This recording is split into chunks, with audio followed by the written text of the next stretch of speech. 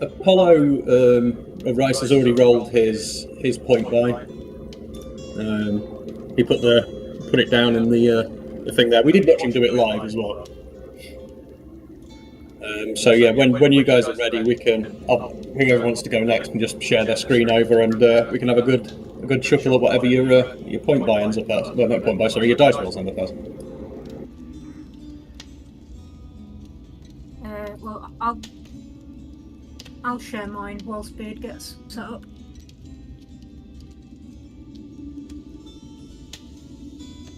One sec. I think I've done that right.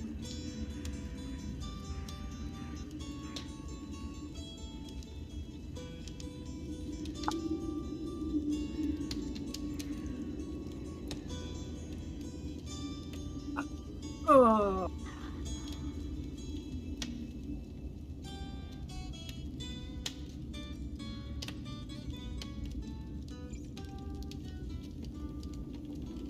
Sorry, button.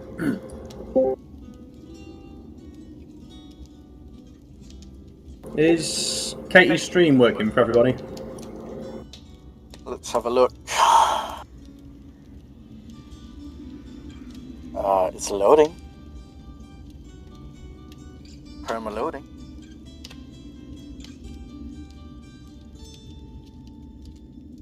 Yeah, I can't look at that stream. Yeah, it's just permanently loading. Yeah, just restart it. Just close the stream. Go down to the bottom.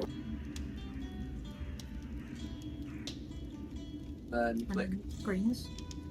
Oh wait, no. We'll just Character keep it builder. back. Okay, there we go. That's working now.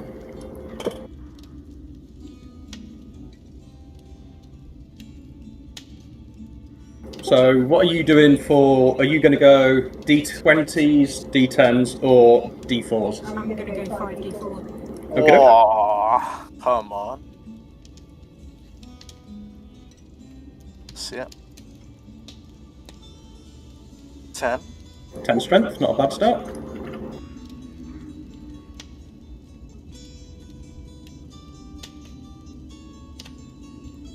$10. Okay. I mean, that's about as middle of the road as you get. Ooh, Not bad.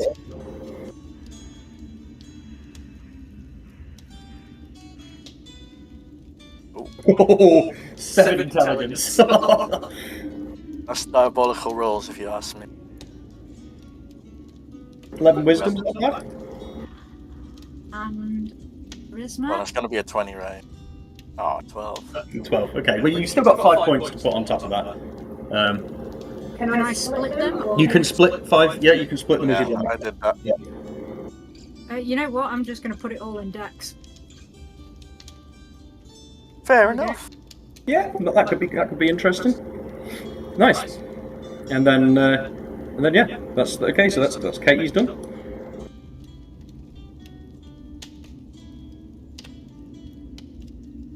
I may as well roll mine next.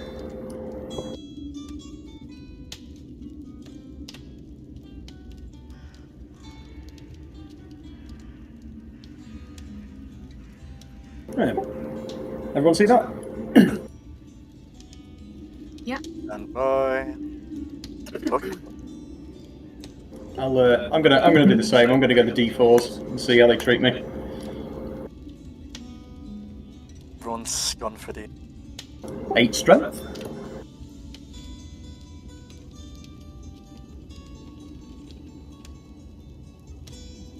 Nine dex. Ugh. 15 constitution. Nice.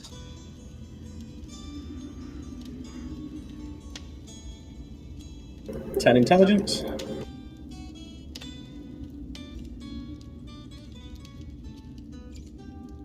$11 wisdom.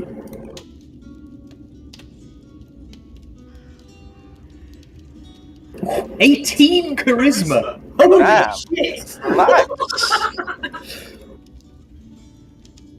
Okay, and I'm going to split my 5 points up between strength and dexterity. So I'll go 10.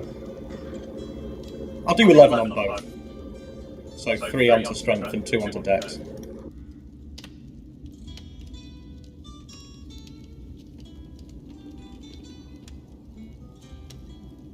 Actually, no, screw it.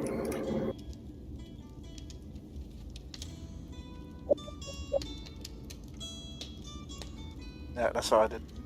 I'd actually chose my class before the rolls, but it's completely up to you. I don't really mind.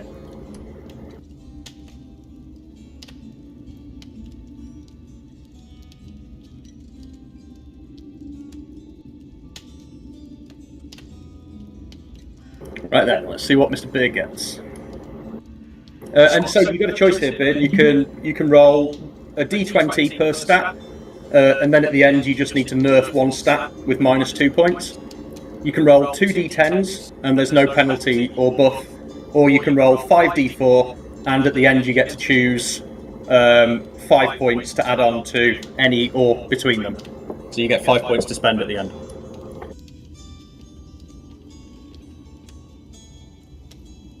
It's because Katie hasn't... yeah, there you go. You should be okay now. 11. 11 strength.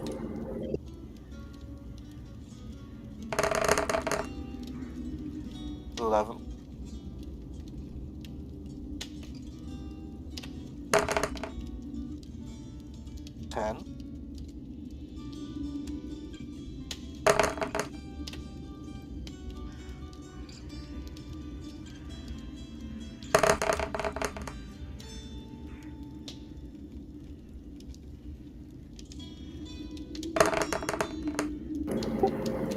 Not bad. I mean, that's pretty... For a level 1 character, that's not bad at all, really.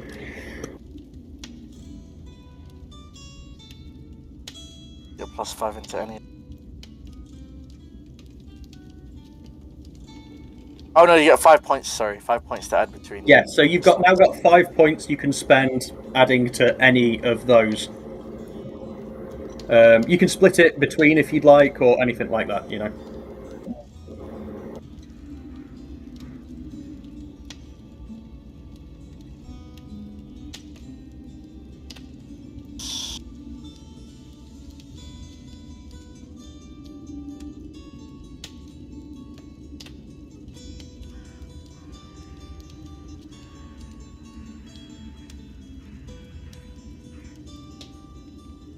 Nice.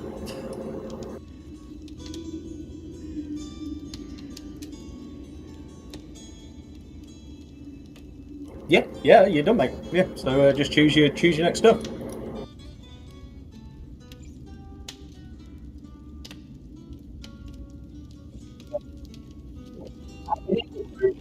Legacy expanded 2014 cool rules. That's cool. We just don't want to use 2024 stuff. Basically, is the only one. Yeah.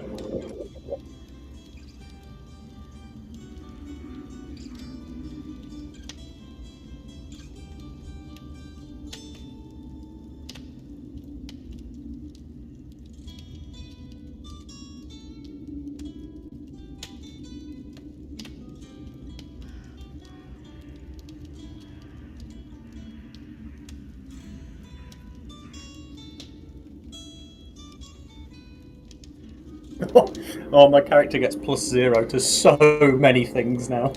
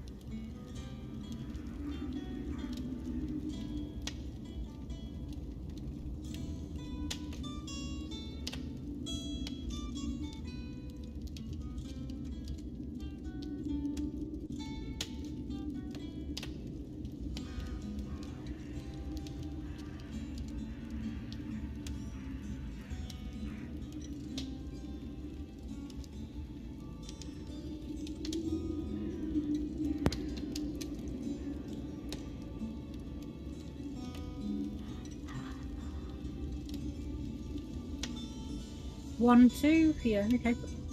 Just sort of changed Katie's mic set up a little bit, so you shouldn't be able to hear me over that now.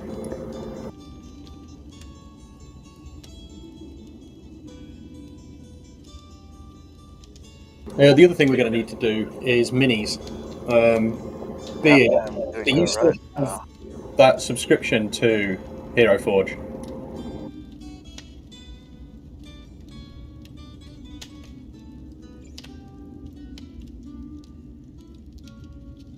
Oh, okay, so it's just everyone's... Yeah, okay, that's fine. Everyone's just going to need to token themselves up then.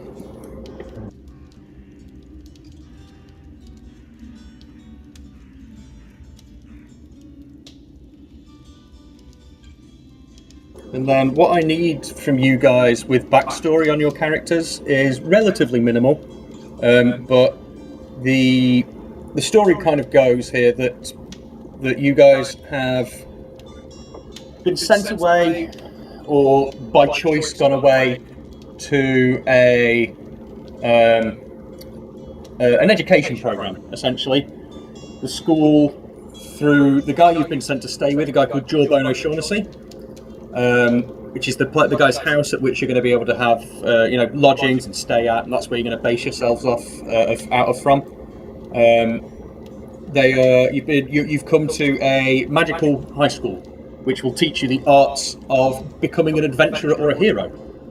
And in backstory, I just need from you as to sort of what your relationship was with your parents and why you've come away, and just a little bit of backstory on how you ended up here at this sort of education program, basically.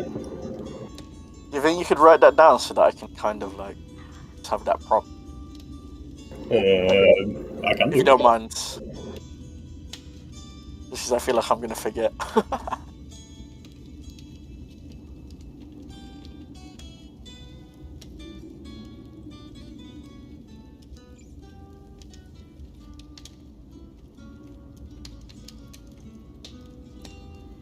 However you want to come to that is absolutely up to you, buddy. Yeah, whatever is fun for you.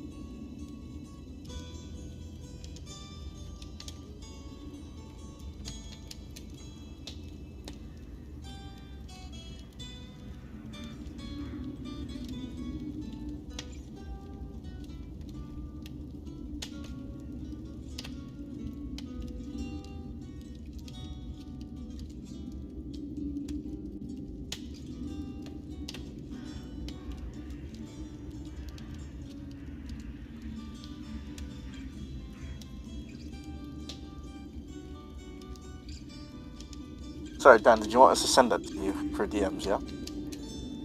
If you add it to your backstory on the character. Oh, Awesome, thank you.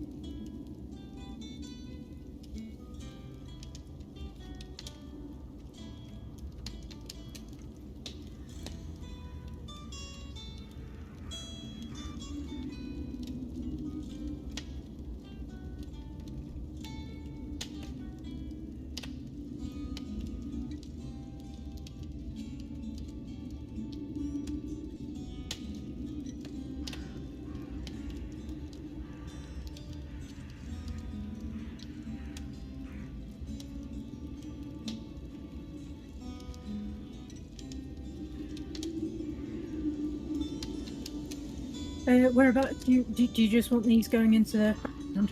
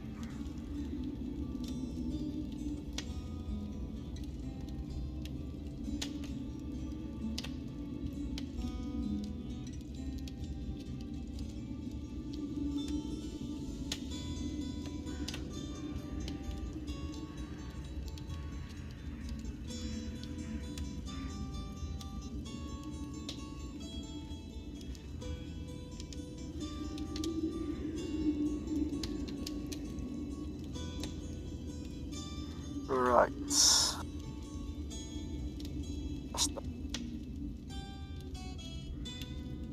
there anything else we need to do? I think we're pretty much ready. Once you've got your mini done, all you'll need to do is, once you get to TaleSpire, is click the little link symbol so it links it to this campaign, and then I'll be able to add it to the board for you. How do I send you my hero? Sorry. Oh, well, you need to get the digital what's it version of them. You need to buy the. It's in 3D digital, which is the version of them that works for TaleSpire and stuff like that. You know, if I buy this, is it like set in stone? I can't. Yes. Yeah, once you've done it, it's done. So anything you want it to be, like, be sure before you buy it.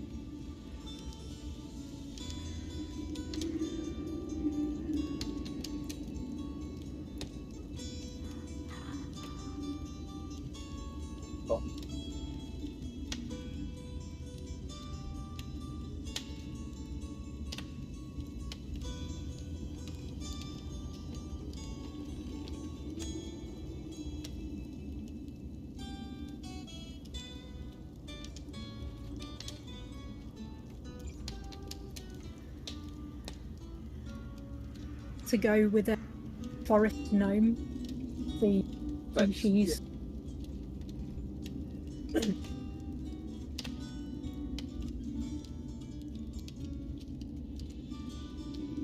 It wouldn't let me give it full raccoon makeup. Well, it's any constellation, Jawbone.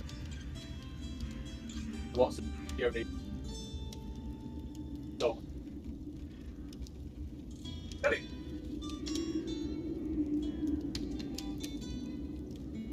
Yes, he's kind of cute.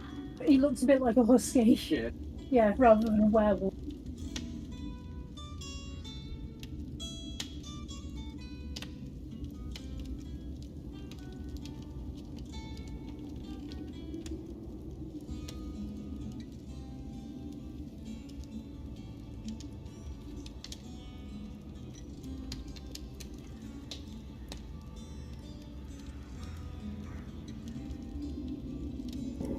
I mean, I think as long as you've got, as long as you've got the story for it, I don't see why not.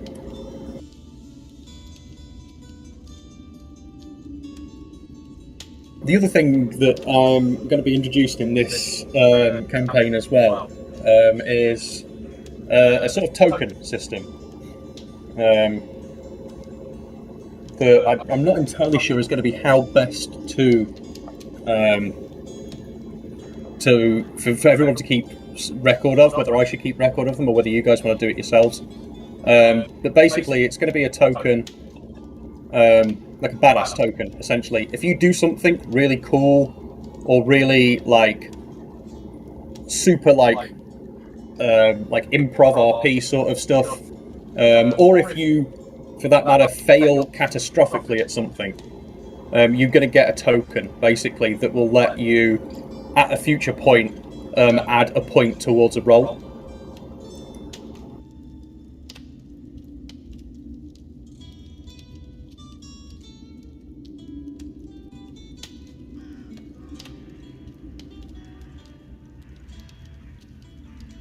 In fact, a tenacity token. That's the best name for them. That'll work.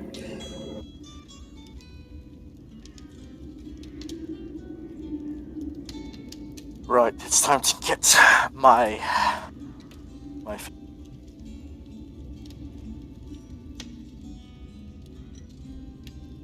time to get my code. My first one, guys. Link. And it's on name, but it isn't. Say again? Unless You're cutting off there. There's Katie trying to talk to me and then forgetting that she has a microphone now. Oh.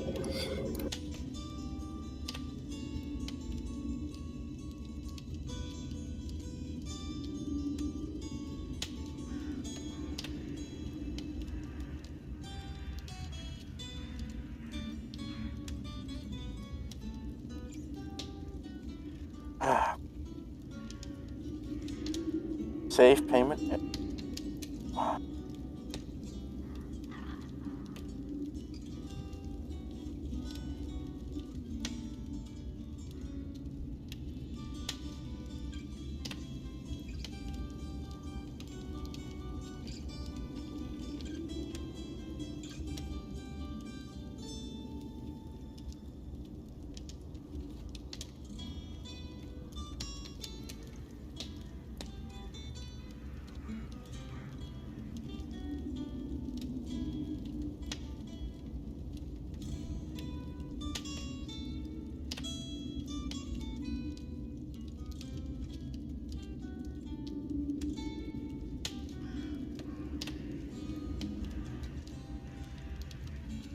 Okay.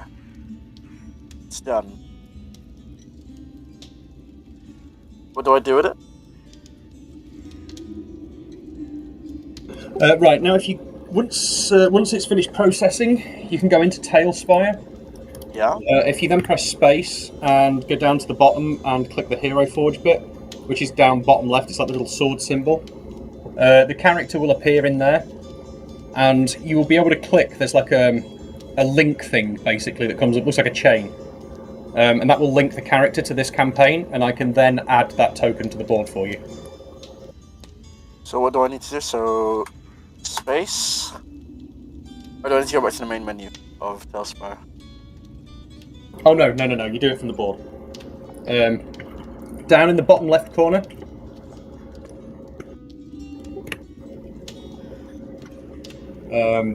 You'll see. It'd be easier if I share my screen because I do not know. Yeah, can do.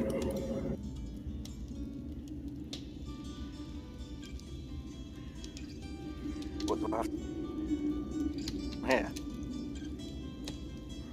All right, no, you need to be in TaleSpire. Yes.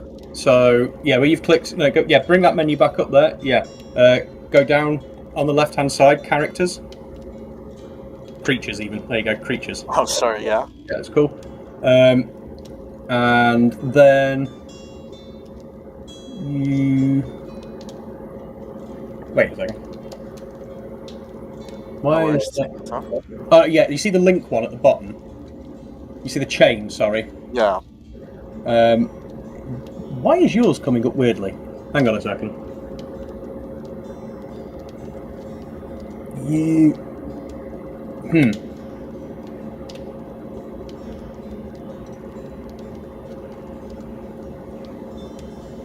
Have you linked... you've not linked your Hero Forge account to this. That's why that's not working. Okay, go to... Yeah, you see Hero Forge access key? Yeah, you need to copy that from Hero Forge, put it into there, and then we will be able to... Options. I don't know exactly where it is in Hero Forge. 1 second. Oh, there you go. You got it. Yeah, you got it. Right, and then click OK. Then go across to Hero Forge. There you go. And then... Oh, here it is. Yep. And then if you click the... Yeah, you click the link. Yeah, cool, that's done. So then... Oh, no, click it again. There you go. That's cool. So now that link's there, I can add that player to the board for you. Oh, let's see it, honestly. So exciting.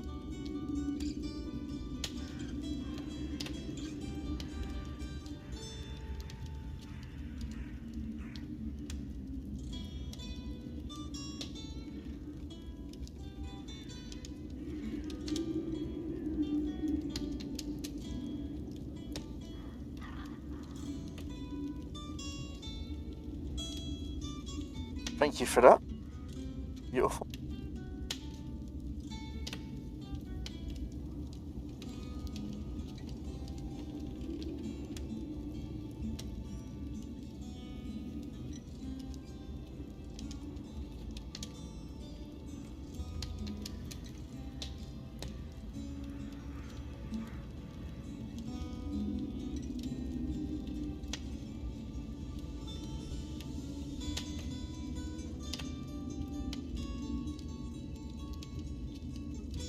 Right, and just wait for Mr. Beard, and we can begin.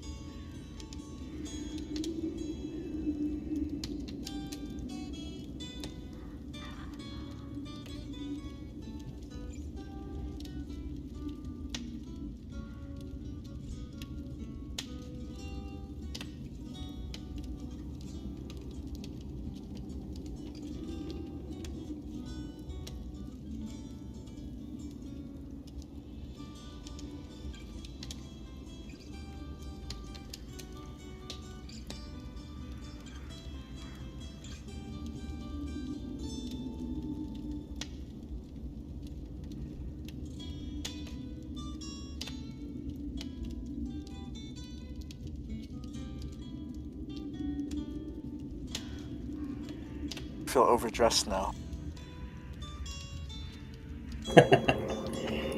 I suppose that's a good... I mean, yeah, you're noble, aren't you? So you should be overdressed. I think that works. Yeah. Out. Yeah. That's one of his personality traits. Yeah, that's basically the rules, right? That's... He's permanently dripped out, as they say.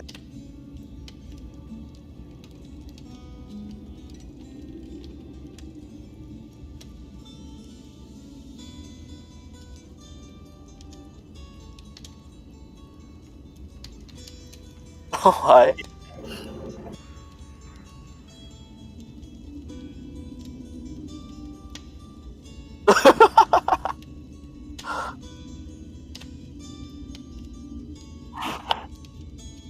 Yeah, that's fine.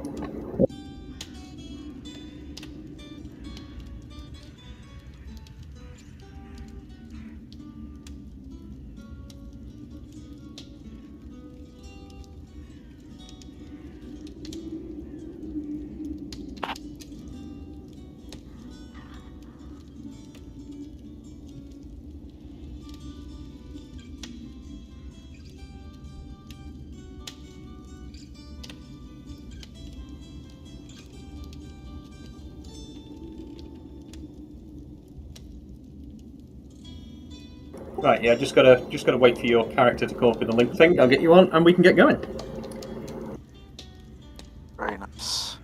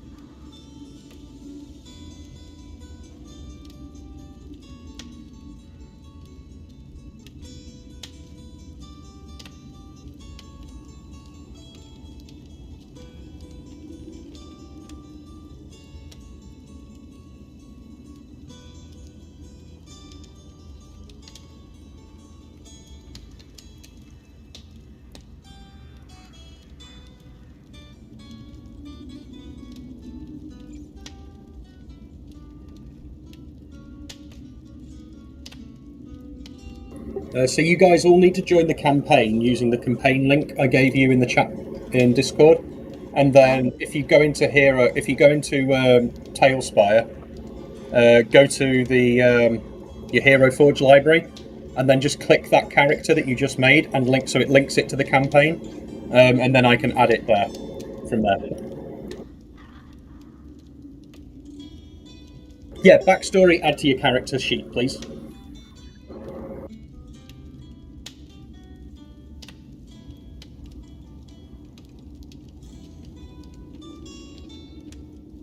Alright, I've joined the campaign now. I forgot to do that for a second. That's all good.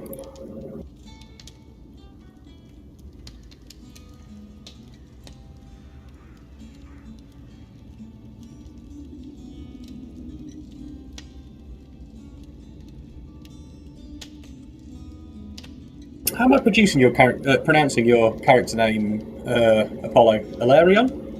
Ilarion, yes. Nice. Or Rion for short. Okay, cool. Or Ayla, if you're his mother.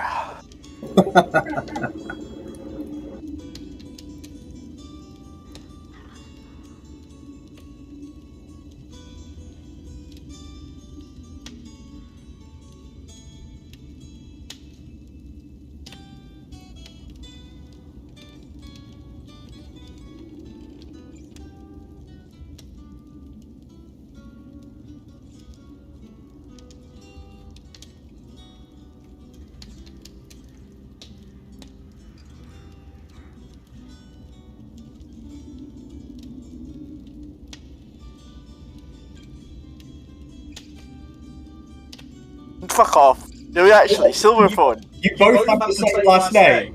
No siblings. way.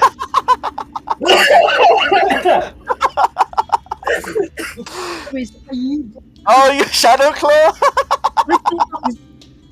No fucking way. Let's go. Wait. So you guys have to be related somehow in canon if you're going to have the same last name. Raccoon.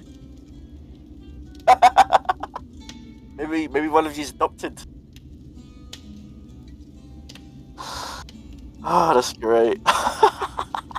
Amazing. Are you one of my father's adopted children? No. I think that's cool, dude. I think the fact that happened is great. I think that's awesome. Were you going for a rogue as well then? No.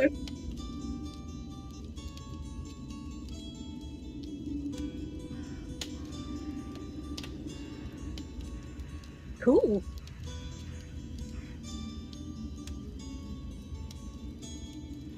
Dan, what is Buck? Is he a tiefling? He's a tiefling.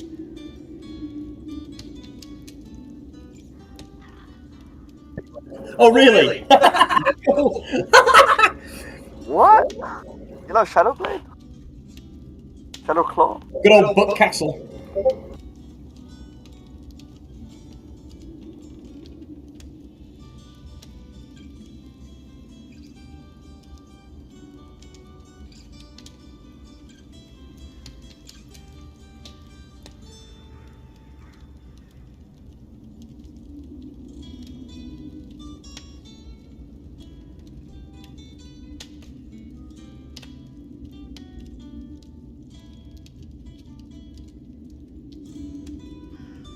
Just wait for your character to pop up in the list, Beard.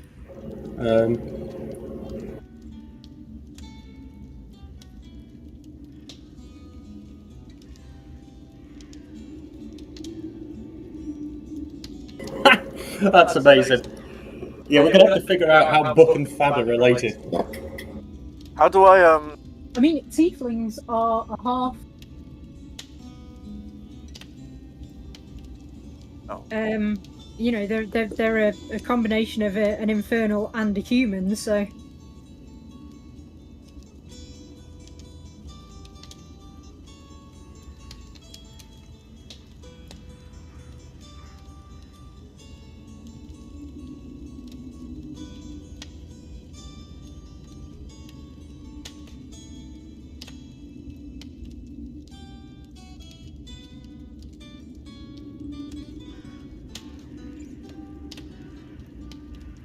Sweet, nice one. Right, so yeah, just need the Hero Forge character in TaleSpire, then Beard. Oh,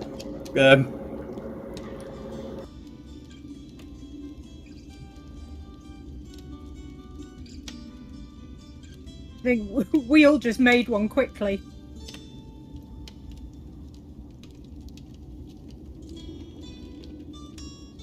yep. Yeah, just. I did. That's Katie in 2 days' time. Worry, because I used PayPal, so I don't have to afford it now.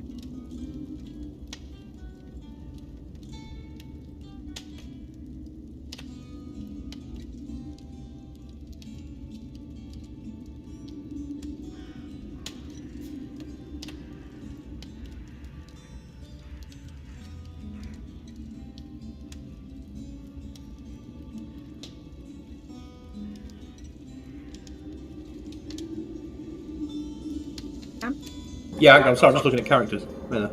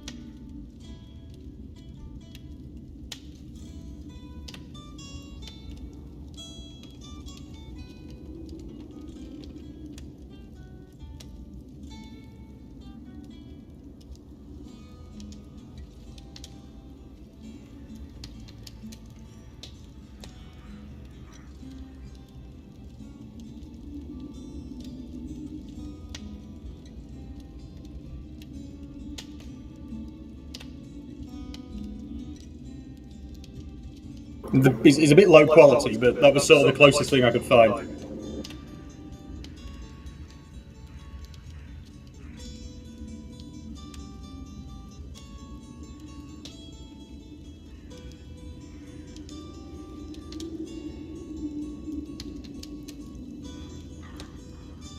I should point out that age-wise, all the characters should be roughly 15 years old. Yes. You go to high school!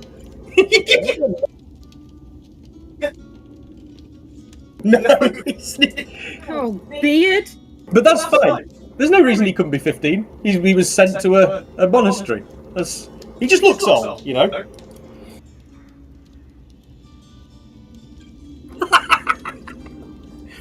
That's on me. I should have said that before.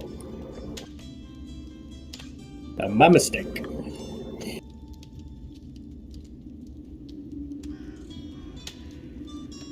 Yep. Yeah, you are.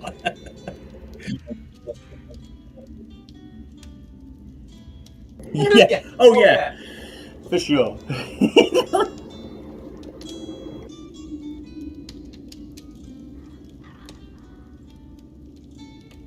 Have you joined the TaleSpire campaign bit?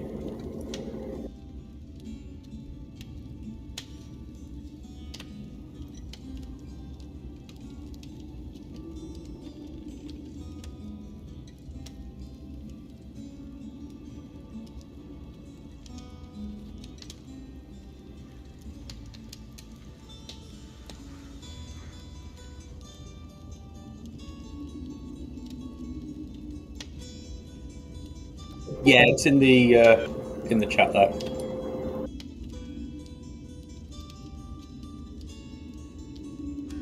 Yeah, new campaign join code. Look, 532 in D&D Discord stuff.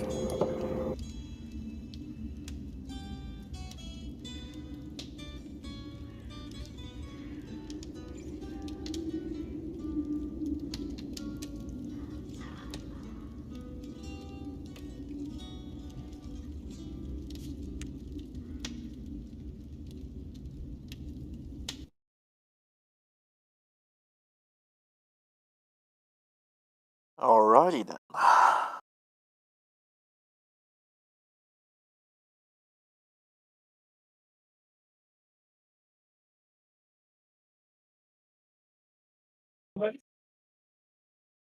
Is everybody about ready then? Yeah? Are you? Well, we'll find out, eh?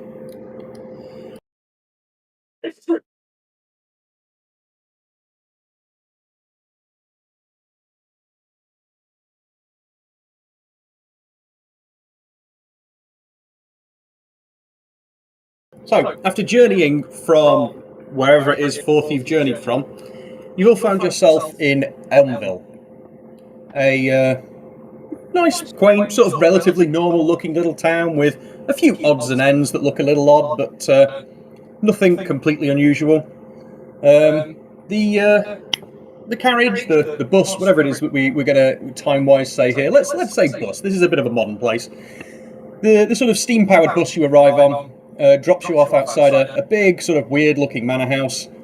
And outside, stood waiting for you, is a sort of like a dog, sort of wolf-looking kind of guy. And as you all walk up the driveway, up the path, he sort of says out, Guys, it's great to see you. I'm Jorbo. This is Mordred Manor. And welcome. I hope this place is going to be a happy, productive home for you all for the future year at Aguefort Academy. Why don't we go inside, get a drink, and we could all introduce ourselves and sort of tell a little bit about each other. What does that sound? Sounds great, Professor. Oh, please, don't call me Professor.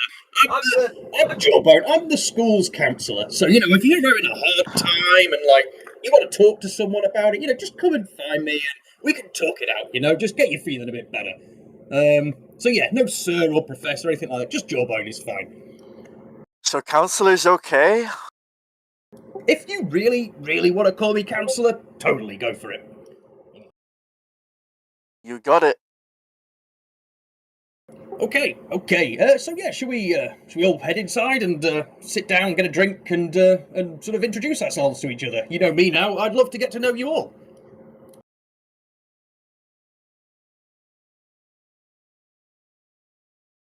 Why don't you, I'll tell you what, I'll go in, get the drinks ready, and you all follow me in when you're ready.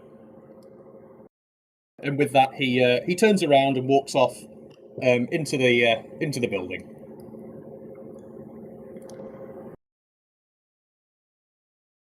Right. Let's start with. Why don't we start with Vex? Vex, what are you gonna do here?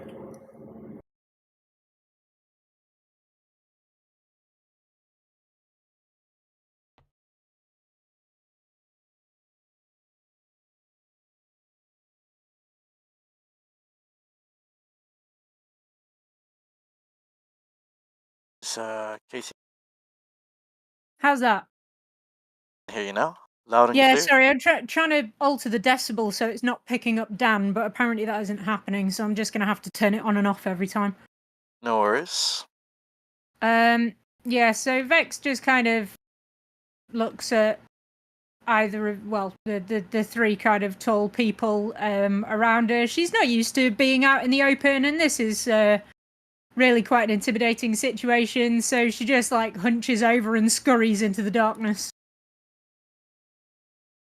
The Aileron and Fad, the guy you see opposite you, sort of looks at you and goes, I guess we just sort of go in then?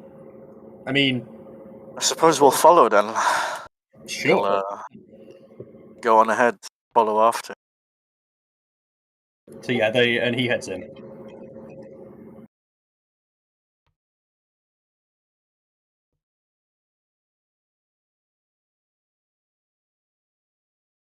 I take it you're not a people person then. Vex, was it? You're left standing outside, sort of on your own as everyone sort of walks in. What is it you do?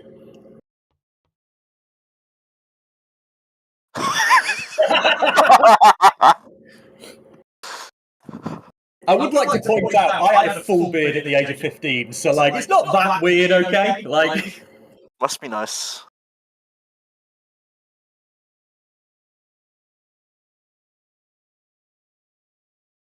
Oh, totally. Oh, mate, they're going to be dripping for you. That's the... Ew!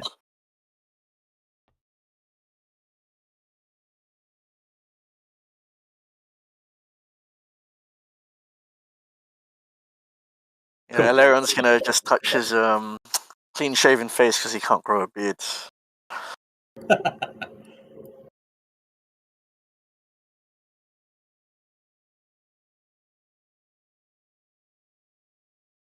So, Councillor, what are we drinking today? Okay, so you guys find yourself inside the manor. For a manor house, it doesn't look ridiculously appointed. You know, it's not the sort of posh digs that you'd be used to, Aileron. And for someone like Buck, it's pretty. He thinks it looks pretty nice. But yeah, as you come in, Jawbone sort of stands and goes, "Right, guys, yeah." Sort of points his hand over to the left towards the tables and goes, "Please, I've poured out some mead and wine for everybody. Come and help yourselves. And you know, if you don't drink, we can get you some water or some some juice or something, whatever suits." You know we're 15, right? Well, I mean, I don't know what the age of drinking is where you're from, but here in Anvil, that's fine. You just see her, like, start getting a bit twitchy.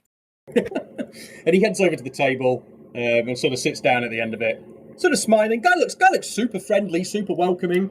He looks like this is probably about as awkward for him as it is for you guys. You know, he's this guy who's been charged with, like, bringing in what is usually quite troubled, like, kids or something, or where they've come from a background that isn't ideal, or whatever it happens to be. Just out of town and out of place. And he's just trying to make you feel as welcome as possible.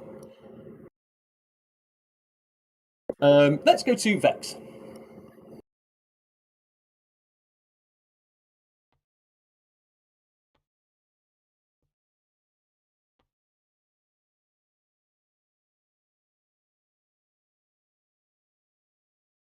Yes, yeah, come down, sit at the table.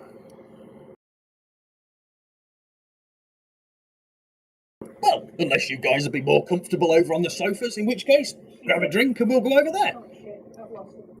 I don't think I'm catching Katie, by the way. I don't know if she said anything. Sorry, I turned my mic off again. Can you find where my character is? Where did you put her? They're back table. Okay, thank you. Yeah, she you just see her sit on the counter over here.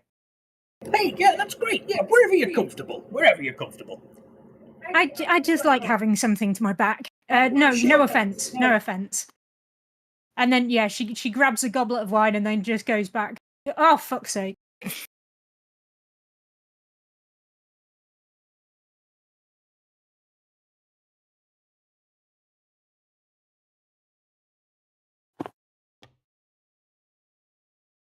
Yeah, she's just sitting on that table. That's fine. There you go, you're on the counter. Okay, yeah, so Jawbone looks over, he looks to you, I forgot your fucking name again. Hilarion. Hilarion. I nearly called you Aileron, like the thing on a plane. You can call him that if you want to make it an ongoing gag. Yeah, he just says, yeah, you there with the coat and the pretty snazzy haircut and clothes. What's your name? It's Hilarion. Ah, Hilarion. Well, come on, over here. Come on, over you come. And as you walk over, he offers his hand. He says, "I'm Jawbone. It's nice to meet you." It's my pleasure, Counselor. Come on, take a seat. Take a seat. Do Get a drink. you have orange juice? Sure. In the fridge over there, if you want to get it yourself, or if you sit down, I'll grab you one in a minute. Yeah, sure. I'll have a seat. He addresses you, Thad, and goes, "You there with the sword and the armor? You come on, over you come. Come and get a drink. What's your name?"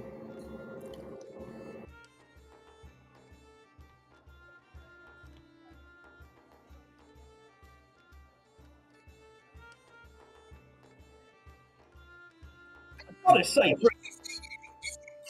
weird.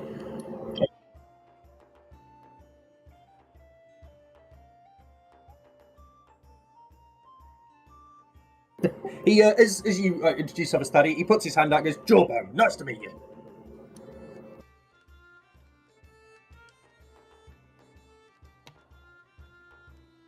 I mean, it is a large paw, basically.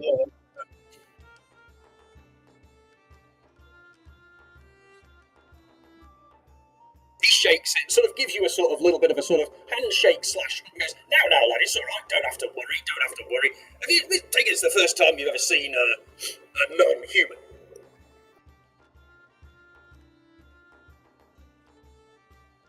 Don't worry about it. Get a drink and a seat, and hopefully it'll loosen you up. You there, by the door, last one. Who are you?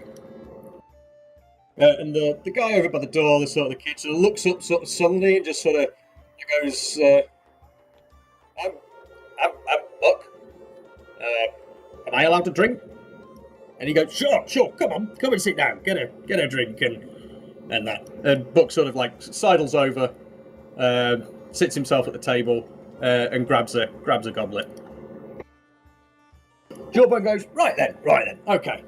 So, why don't we go round quickly and just, like, everybody introduce yourself a little bit and sort of tell us a little bit about yourselves. So, you know, what do you expect from your housemates that are going to be, living here with you for the next year and that. And let's just try and set some reasonable sort of boundaries and, expectations of each other. Why not? If you really want, I can start, or does anybody want to go first? I mean, I don't really have any expectations. Well, that can be a good thing. Like, is there anything, so what did you tell us about, where did you come from, Vex? What's your story? You see she's just swirling her finger around the goblet of wine. Not actually drinking it. She's like, so I'm Vex.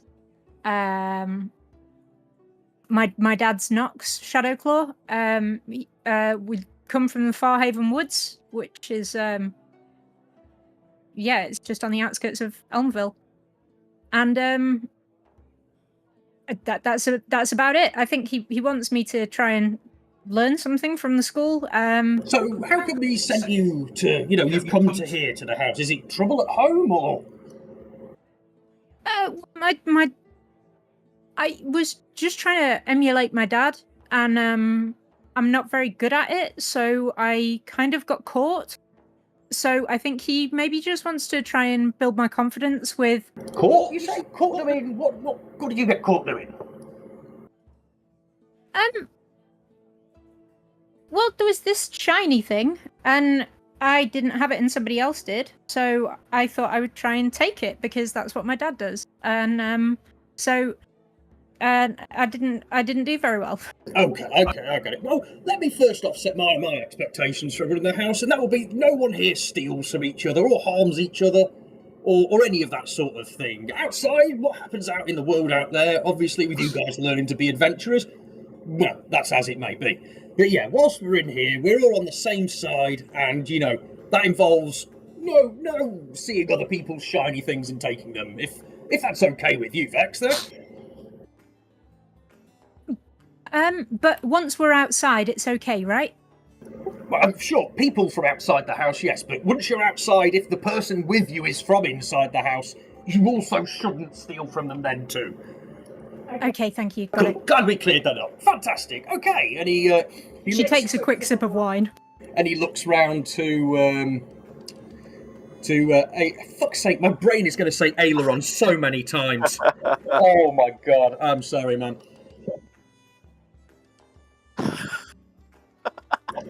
So he looks to Hilarion and goes, "All right, Hilarion, what about you? What brings you here? How have you ended up here? What's your story?"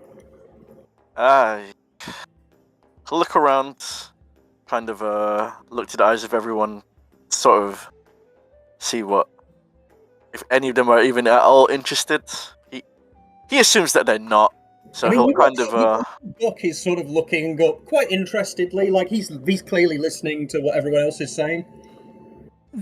Vex is staring at you intently. And Jawbone, again, is looking at you expectingly, like, he looks like, he really wants to hear what you've got to say.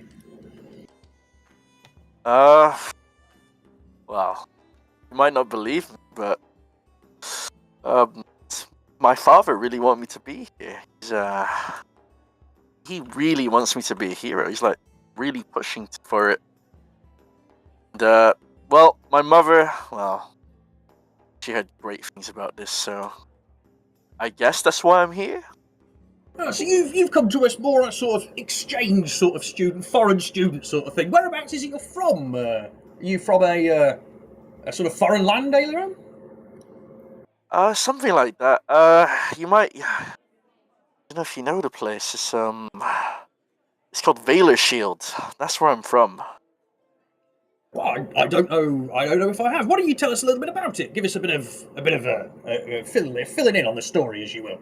It's also, a very big, lush forest. Is it okay if I just call you Rion? Because I'm afraid I'm not very good with long names. Well, that depends. Are you my friend? Oh, I'm more than just a friend for everybody here. You can look at me as like a sort of big brother, if you will. A sibling that you can come to when you're having problems or you need help, or just if you need to chat. It's my place in the school and the sort of education environment isn't really educating in the classical ways. I'm not here to teach you subjects or anything like that. It's more, I'm here to sort of help you with life, help you do what it is you want to do and achieve the goals that you want to achieve, yeah? Alright, I'll hold you to that. You can call me Rion. Excellent. I hope you're not saying that just because it's easier. Sorry, I don't quite... Oh, you mean I wouldn't just say I wanted to be your friend to make it easier to say your name? Oh, I could absolutely guarantee you not, no. Just want to double check. But yeah, Valor Shield is a really nice, lush forest. I'd take you guys if I could. But it's quite far. If you guys would want to travel that far. Well, with the start of school being tomorrow, it might be a little inappropriate for us to travel now, but Yeah, what was your life like there? Did you, what did you do? Did you growing up? Did you enjoy it? Was it, was it a fun place to be? He kind of hesitates. He'll kind of look into the reflection. Okay, if it's too orange difficult for you juice. to talk about, because Jawbone sort of gets a read on you in that moment. He goes, you don't have to tell us now. Maybe when you feel more comfortable, if it's something, a bit more personal, you can just give us a quick skim. It doesn't have to be, we don't need every bit of your life if you don't want to share it with us. And if you do, that's great too. Well, let's just say my mother's very overbearing. And he'll kind of just cut himself off there. That's all he has to say. Jawbone sort of looks at you and he walks over and sort of goes, "Oh, well, sir, that's not great." But he pats you on the shoulder and goes, "Don't worry about it. Just have a drink and chill."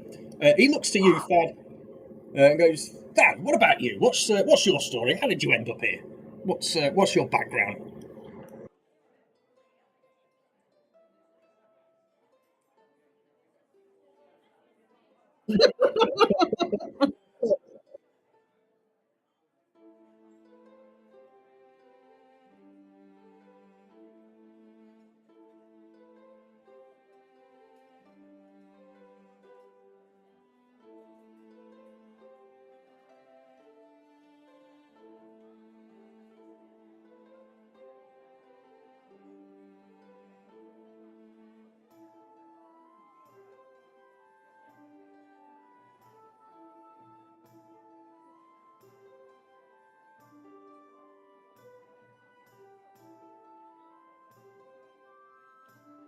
Gosh, you've got quite a healthy sibling rivalry going on then, and it sounds like you're from a far off land there. Well, whatever I can do to make you more comfortable here or make the time easier, just let me know, Thad, and we'll do what we can for that. Yeah. With regards to gaining strength, I can guarantee you at Aguefort, not only will you gain physical strength, but if you are, if you put your mind to it, you will gain magical strength, knowledge, knowledgeable strength. It's a place of many strengths, and by the sounds of it, should suit you. When you say you were chosen by the monks, did they? In what way did they? So they sort of sent you here to just to learn more, then?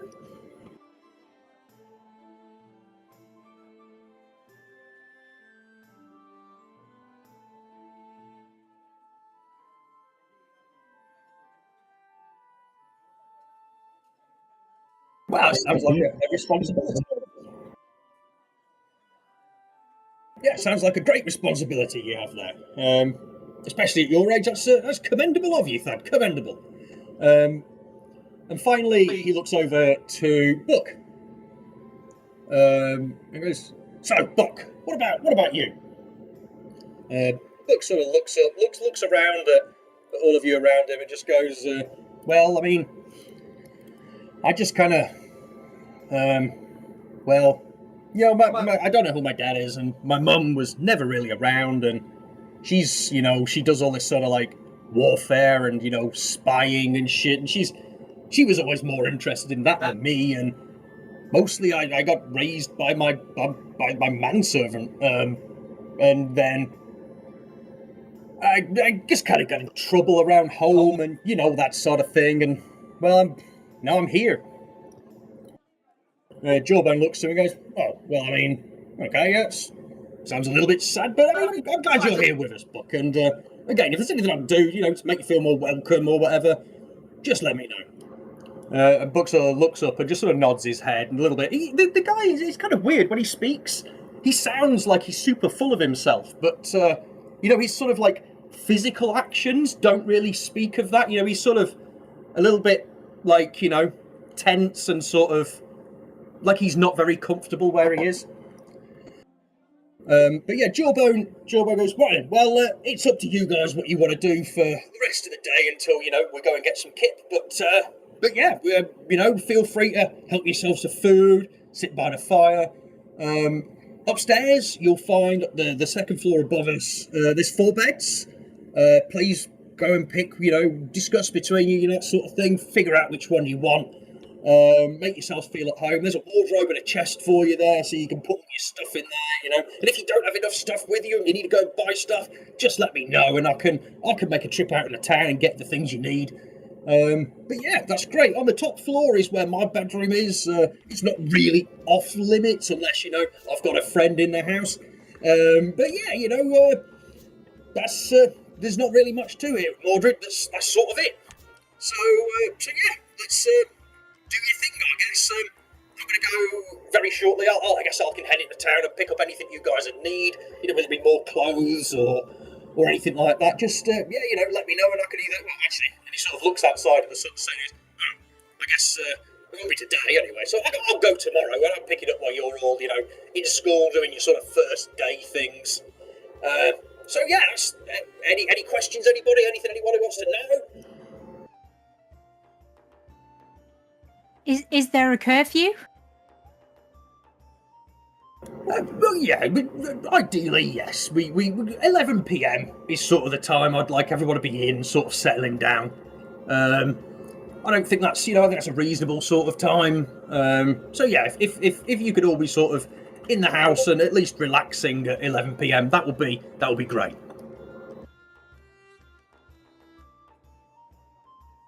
He looks around, sort of like, is that okay with everybody? Yeah, we all agree to that. Is it 7 p.m. is quite late. as long as yeah, as long as I can be in by 11, sure, I can be in the house. I just don't have to be in bed, do I? Oh no, look, I'm not going to force you guys to go to bed. You're all you're young adults at this point. We're teaching you magic and powers to kill people. We trust you with the. If you don't want to go to sleep, don't go to sleep. That's that's up to you. Will Vex get locked out if she misses the curfew? I think if anybody's missing at curfew, the primary thing for me to do would be I'd be concerned with finding where you are. So I'm not going to miss the curfew, Celerion. I'll make sure I'm here. It's Ilarion. Celery. Ilarion. Okay. Okay. Right. So I'm glad. Anyway. So yeah, cool. So we've all agreed to that. Then great. Right. Well, I'm going to go and take a sip by the fire. And yeah, I'll let you guys talk amongst yourselves and sort of do what it is you fancy. And Jawbone wanders off to sort of go and sit by the fire over here. Yeah, cool. So yeah, I guess so. It's up to you guys how you want to do sort of free movement style stuff here. If you want to do it the way we did in the past campaign that Beard ran, where it's just sort of turn based, so you guys just get a turn to go and do the thing you want to do, then I'm happy with that. Beards or Mike? No, he said your. Oh. Yes. Give me 1 second.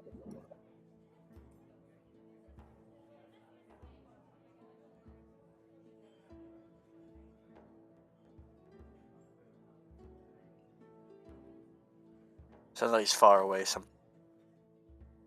1 second.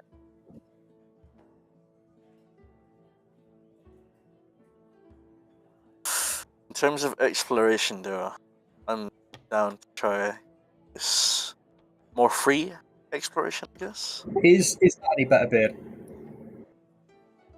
It is now. Just let me know if it goes bad again, then. Yeah. What's that?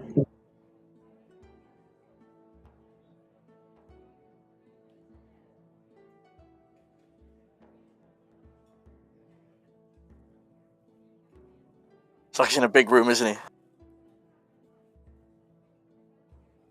Okay. Well, she is. Yeah, and I'm talking into a beam microphone. That is the reality of it. Yeah. I'm going to pick up one of those microphones we got for Katie. I've just had to wait till I've got a bit of spare cash, just so we've got better audio. I'll try and just keep speaking clearly and towards the microphone for as much as I can, so it doesn't.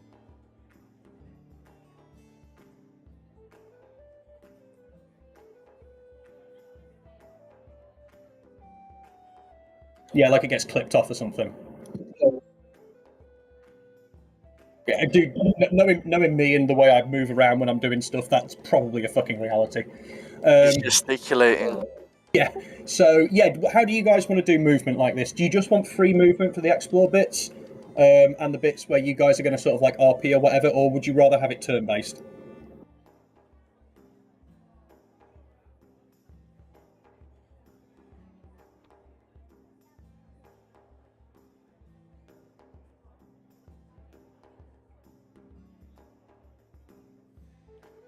Yeah.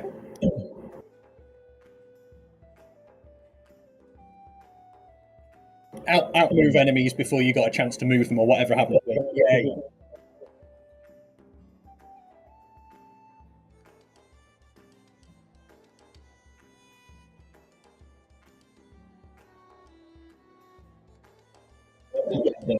Yeah. But yeah, so it's up to you. I can. Why don't we stick to what we know, and we'll just go. We'll go a quick turn based.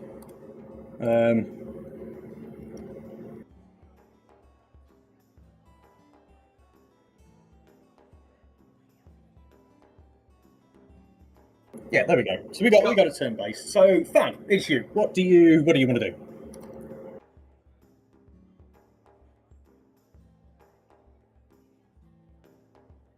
Hey.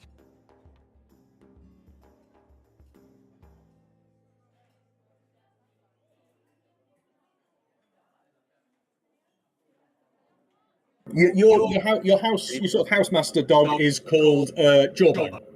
Talking about Counselor Jawbone? Jawbone, yeah. Yeah, Jawbone.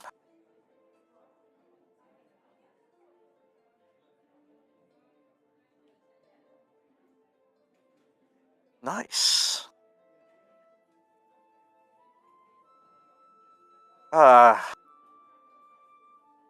Not really. Not for me anyway. Not with the guests my parents bring over to the house.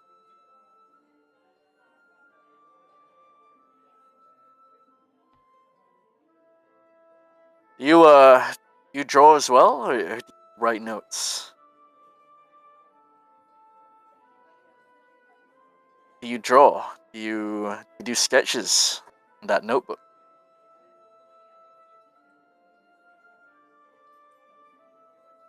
Nice. Can I see?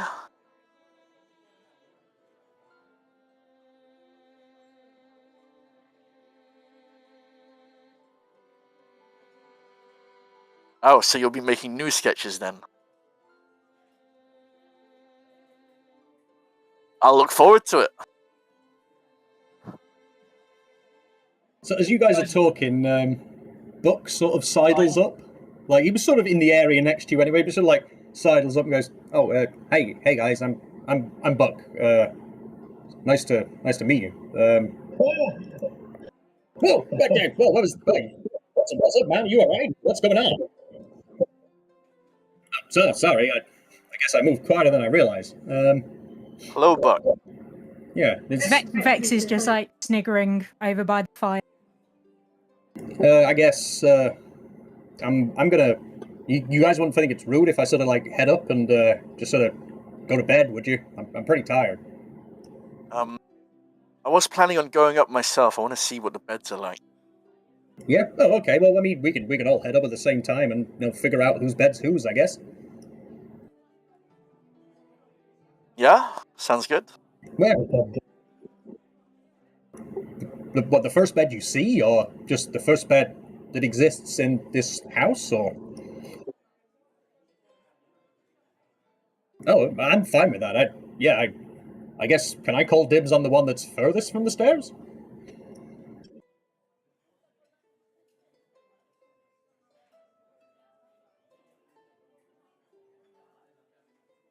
Well, Whoa. I thought you said you were a religious man. Maybe he's a betting man too.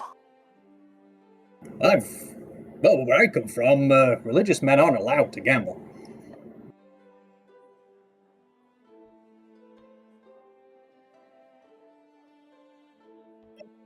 Who am I to call you? Right? Whatever it is, your religion's cool with you, man. I'm just sorry. It's sort of just alien to me, I guess. Maybe it's just a game then. Let's roll. Let's roll. I'm not scared.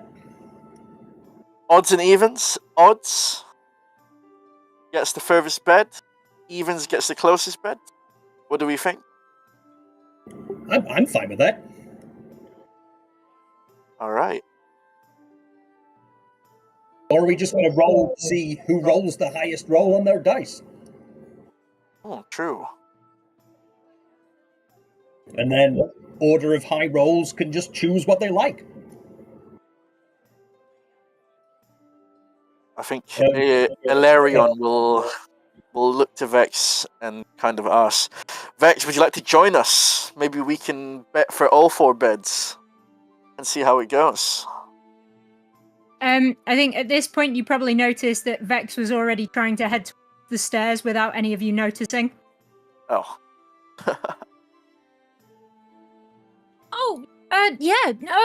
We can do that. I was gonna make sure the bed had a wall against it, you know. Well, come on over then.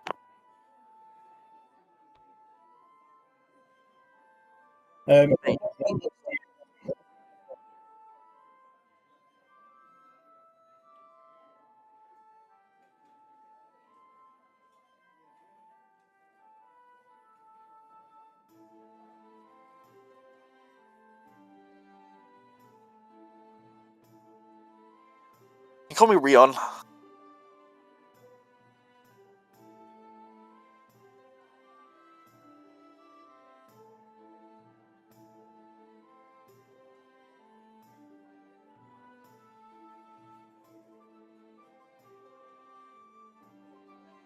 All right, man. Yeah, that sounds good. That's what notebook is for. So we remember Let's do it.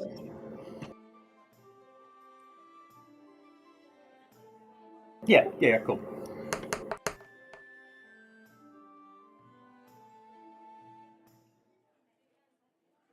Oh, look, wow, it's a 14. So that's you, right, Rion? No. Isn't that Vex? Or is that Vex? Oh, Vex. Okay, cool. Oh. So Vex, you get first choice. So then, do we keep rolling and find out where the next choice goes, or how about Vex goes up first, and then we just have to see what choices we have when we go up? I mean, I'm pretty easy whichever way.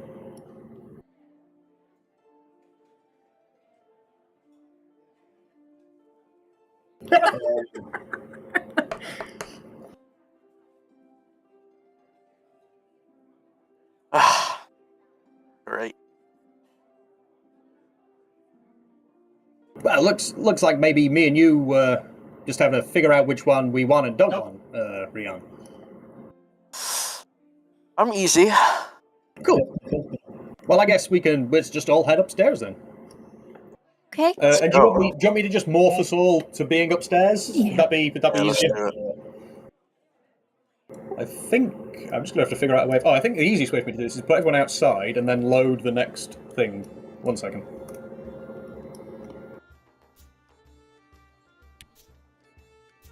No, it's the same board, but it's upstairs. So like. Okay, yeah, if you want to do that. Oh, I've put you on the roof. That's not good. I can't move right now. Yeah. There you go. You can move now. You've got explore mode, so you guys can all move freely to get up there. Oh. Oh. Oh.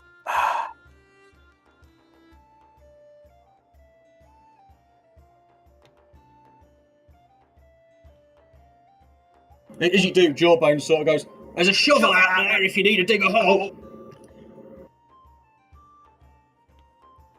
Right. Looks like the closest bed is the west side. Furthest bed is on the east side. I'll take this one. Okay, it's cool with me.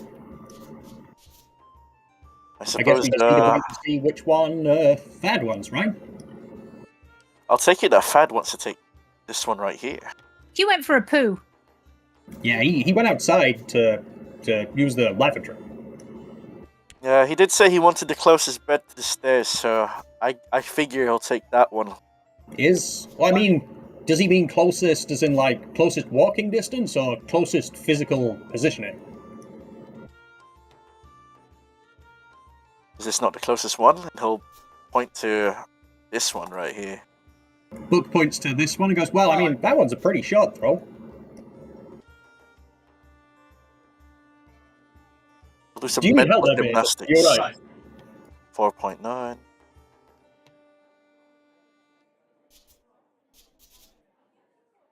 If you go inside and put yourself at the bottom of the stairs, and then to, like, the landing in the middle. Yeah, if you go from step to step, middle landing. Yeah, there you go.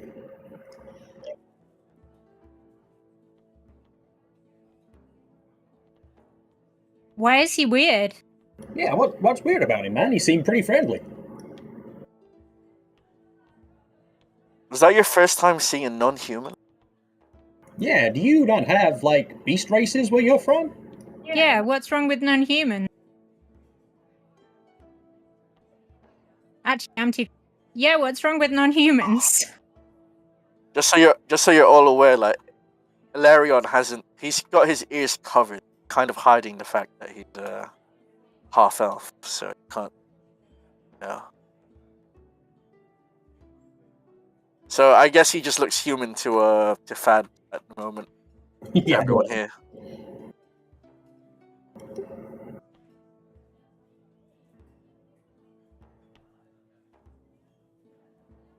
No, I mean, it's his job, man, you know? He's got to make I mean, he probably does this a lot, and you don't want to make everyone feel scared and like imagine being in this mansion with, like, some scary wolf dude?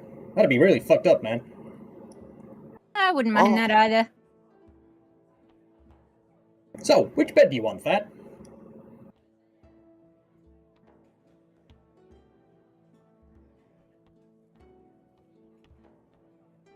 Well, I guess that answers that. That beats that. Dealer's choice. Well, I mean, I really don't mind, man. Where do you want to go? Where'd you rather be? I feel like it's most in character for him to just take this. Cool. He'll sit down. Yeah, Buck I'll just take this one. walks over here and plonks himself down on that bed. And she goes, right, guys. Well, I mean, I'm pretty tired, so I'm gonna turn in. I guess I'll see you all in the morning. And he just lies down and goes to sleep. Larion's gonna remove his gloves, remove his jacket, take off his shoes or boots rather. He'll store them in the wardrobe. He'll slick his hair back, revealing his half-elf ears. He'll look around. Oh, you have pointy ears like me! Oh, yeah. Yes, I do. I like them. Thank you. I like your fur. Very nice color. Thank you. My dad gave me. What was your dad's name again? No, Sorry, you cut off there. What was that? he's called Nox. Nox. Very nice. Anyway, I think if everyone else is going to sleep, I kind of don't want to just jump on the bed. I've never had a bed before, so I'm gonna go downstairs, maybe by the fire. Okay. Oh. Okay. What we can do here is we can basically enter like a sort of downtime period. So you guys can sort of just go and do the things that you want before bed. Before the sort of the night comes around. Is there anything specific, like interaction-wise, that like Vex you want to do with Jawbone or anything like that? Do you want to go and talk to him?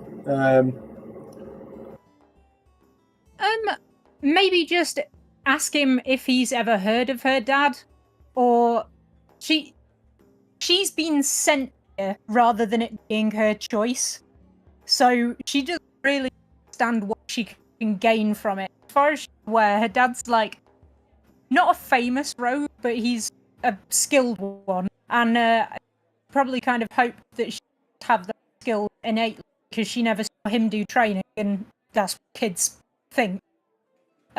So yeah, she doesn't really understand entirely what she can gain. Okay, so as you walk downstairs, you see Jawbone. He sort of looks at the stairs as you walk down.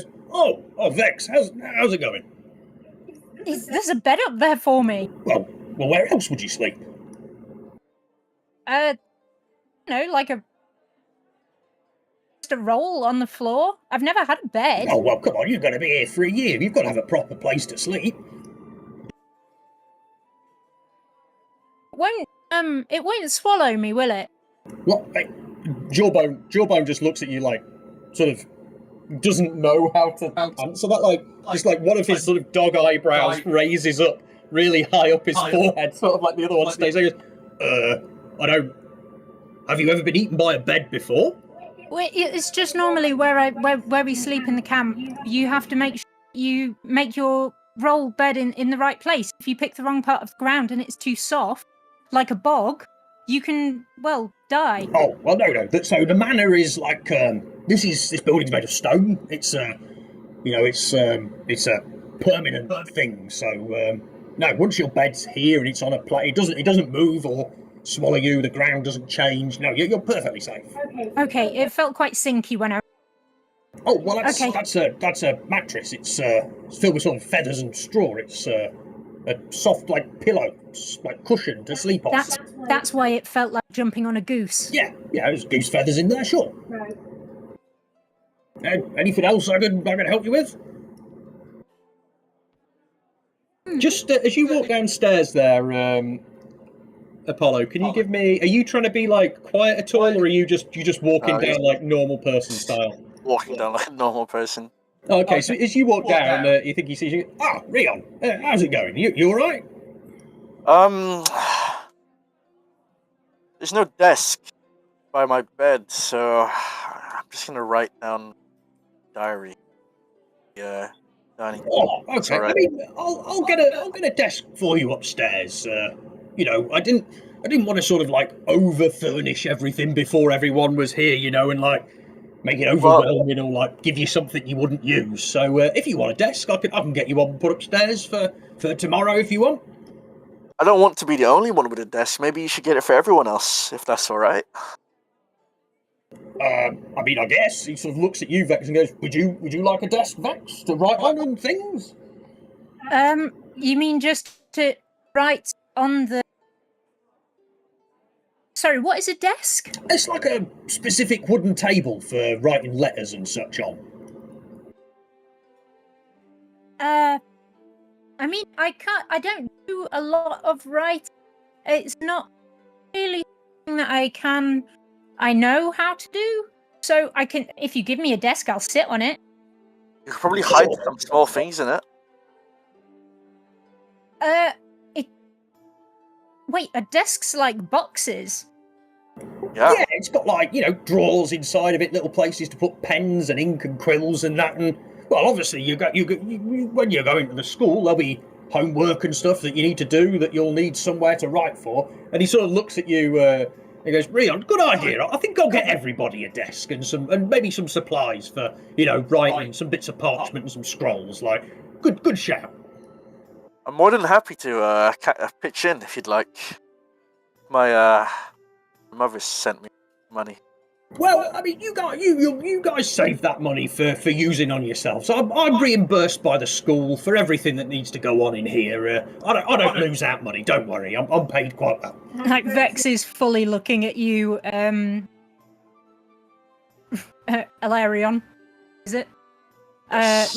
Proper slackboard at the fact that you said my mother gave me some money.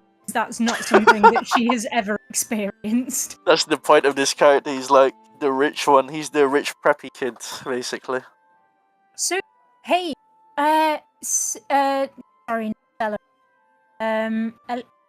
Yeah. So I'm not. Your shiny things are yours because Jawbone said that. Even if we go outside, but does your mum have lots of shiny things as well?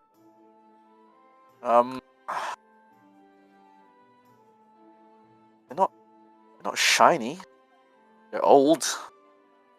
She wants me to have them. I don't really Oh. want them right now. Old stuff's normally pretty. It's pretty what? Sorry, you cut off. Old stuff is normally pretty knackered, so I can understand why you.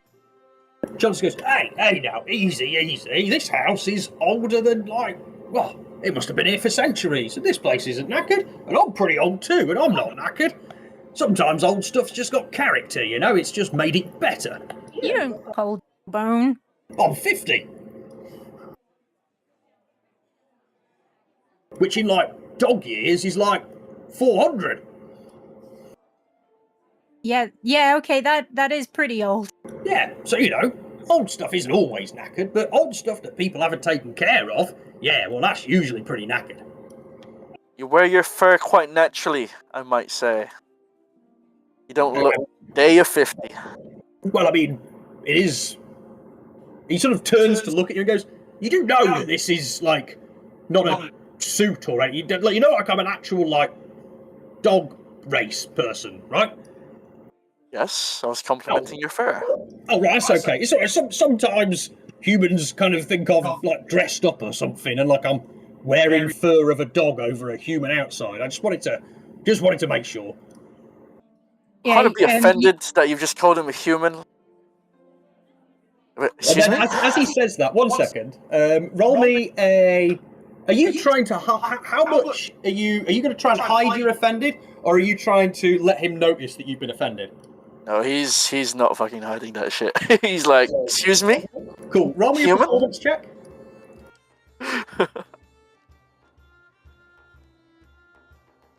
Nice. 3. Yeah.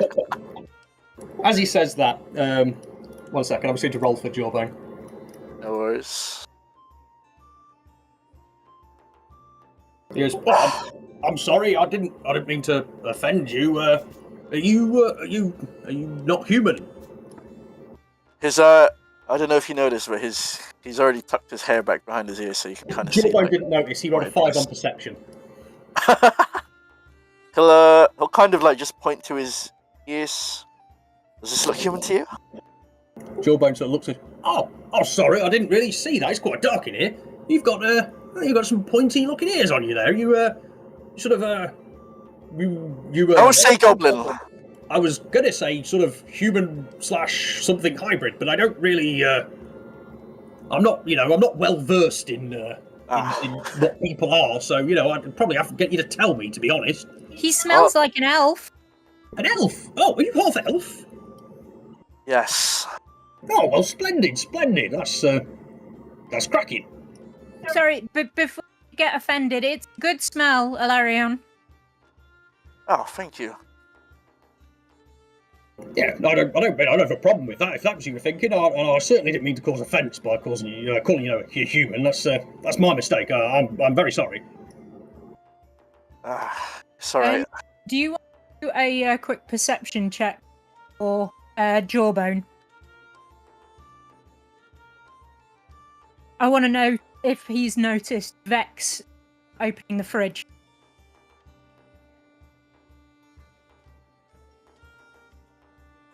Are you trying to be sneaky about it, or are you?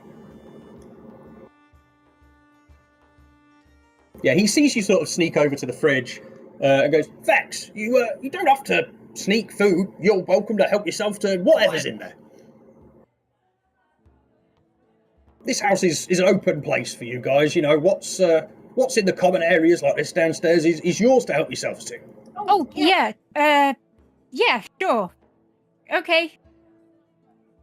Yeah, you might not. It sounds like maybe from your home life, you're not very used to people just sort of giving you things. But here, it's the resources that are in the sort of common areas, they're for everybody. In my dad's mind, if I can't without him noticing, then I shouldn't be having. Oh well, didn't you say your dad was quite an accomplished thief? I think his preferred term is liberator of good. That's usually what thieves say, yeah. Well, I mean, that seems a little unfair on you, if I'm going to be honest. Seeing as he's, probably always going to see you taking something if he's, pretty good at watching what's going on, so I don't know. We don't have that rule here anyway. So you just help yourself to food and drink and those sorts of things. That's perfectly fine. She goes and takes an. I don't know if that would be in the fridge or not. And the fridge is just stocked with fresh fruit, vegetables. There's meat in there. All right, yeah. She makes girl dinner. She has some just a bit like not even on a plate. Just in one hand she's holding a sliced bit of meat, and in the other hand she has a full apple. She doesn't eat either of them because we're watching her. So as you take the meat out, he sort of looks. She goes, "Do you want me to cook that for you, or do you prefer it raw?"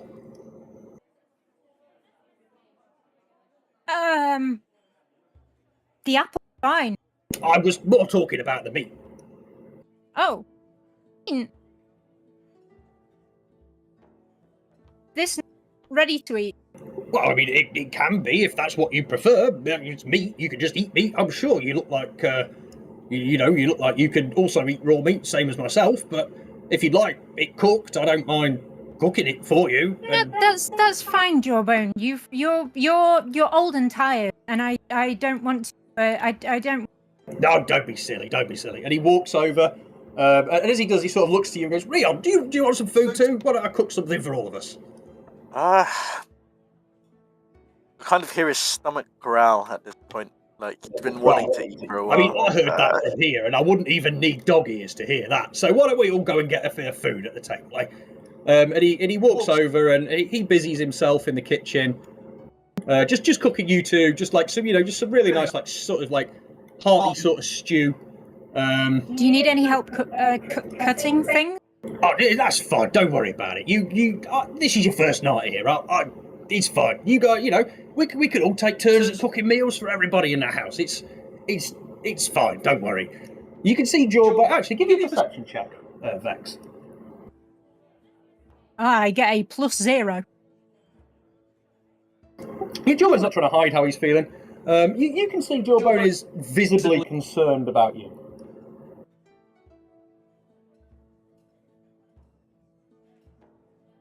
There's no need to worry. I've eaten in the last few days. Honestly. That's just making me worry more, Vex. I'm going to be honest. You're supposed to eat at least once a day. And he's sort of just there. He's chopping stuff up on the side and just adding it to a pot, and it smells insane. Like Vex, you probably never had anyone cook you a meal before like this. I think her dad used to do stuff like. They'd have a campfire, but it was rat or, a fish or something random shit like that. This is like primo bits of steak and fresh onions and herbs and all sorts of stuff in there, carrots, and he's just sort of making a stew and I mean it smells great to you as well, Rion. It's just this wonderful for you, from the sort of life that you were used to, maybe the sort of smell you'd be used to coming out of the kitchens in the day before. While they were all cooking the meals and stuff like that. It smells really homely and just smells good, It smells like home, wherever you're cooking. Well, I'm glad to hear it. I'm glad to hear it. So a little bit of time passes with you guys down there. Jawbone serves up some meals in some bowls for you. You all sit down at the table and enjoy just a hearty meal. Have you lost your character there? Yeah. Give me a second.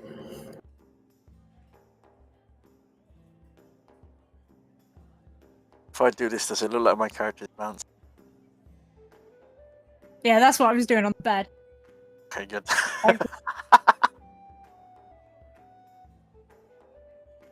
And you enjoy a lovely meal with Jawbone. He just sort of sits there and he just chats with you guys about just little bits of stuff and any worries you guys have got about what's going to happen tomorrow and that. He just talks through with you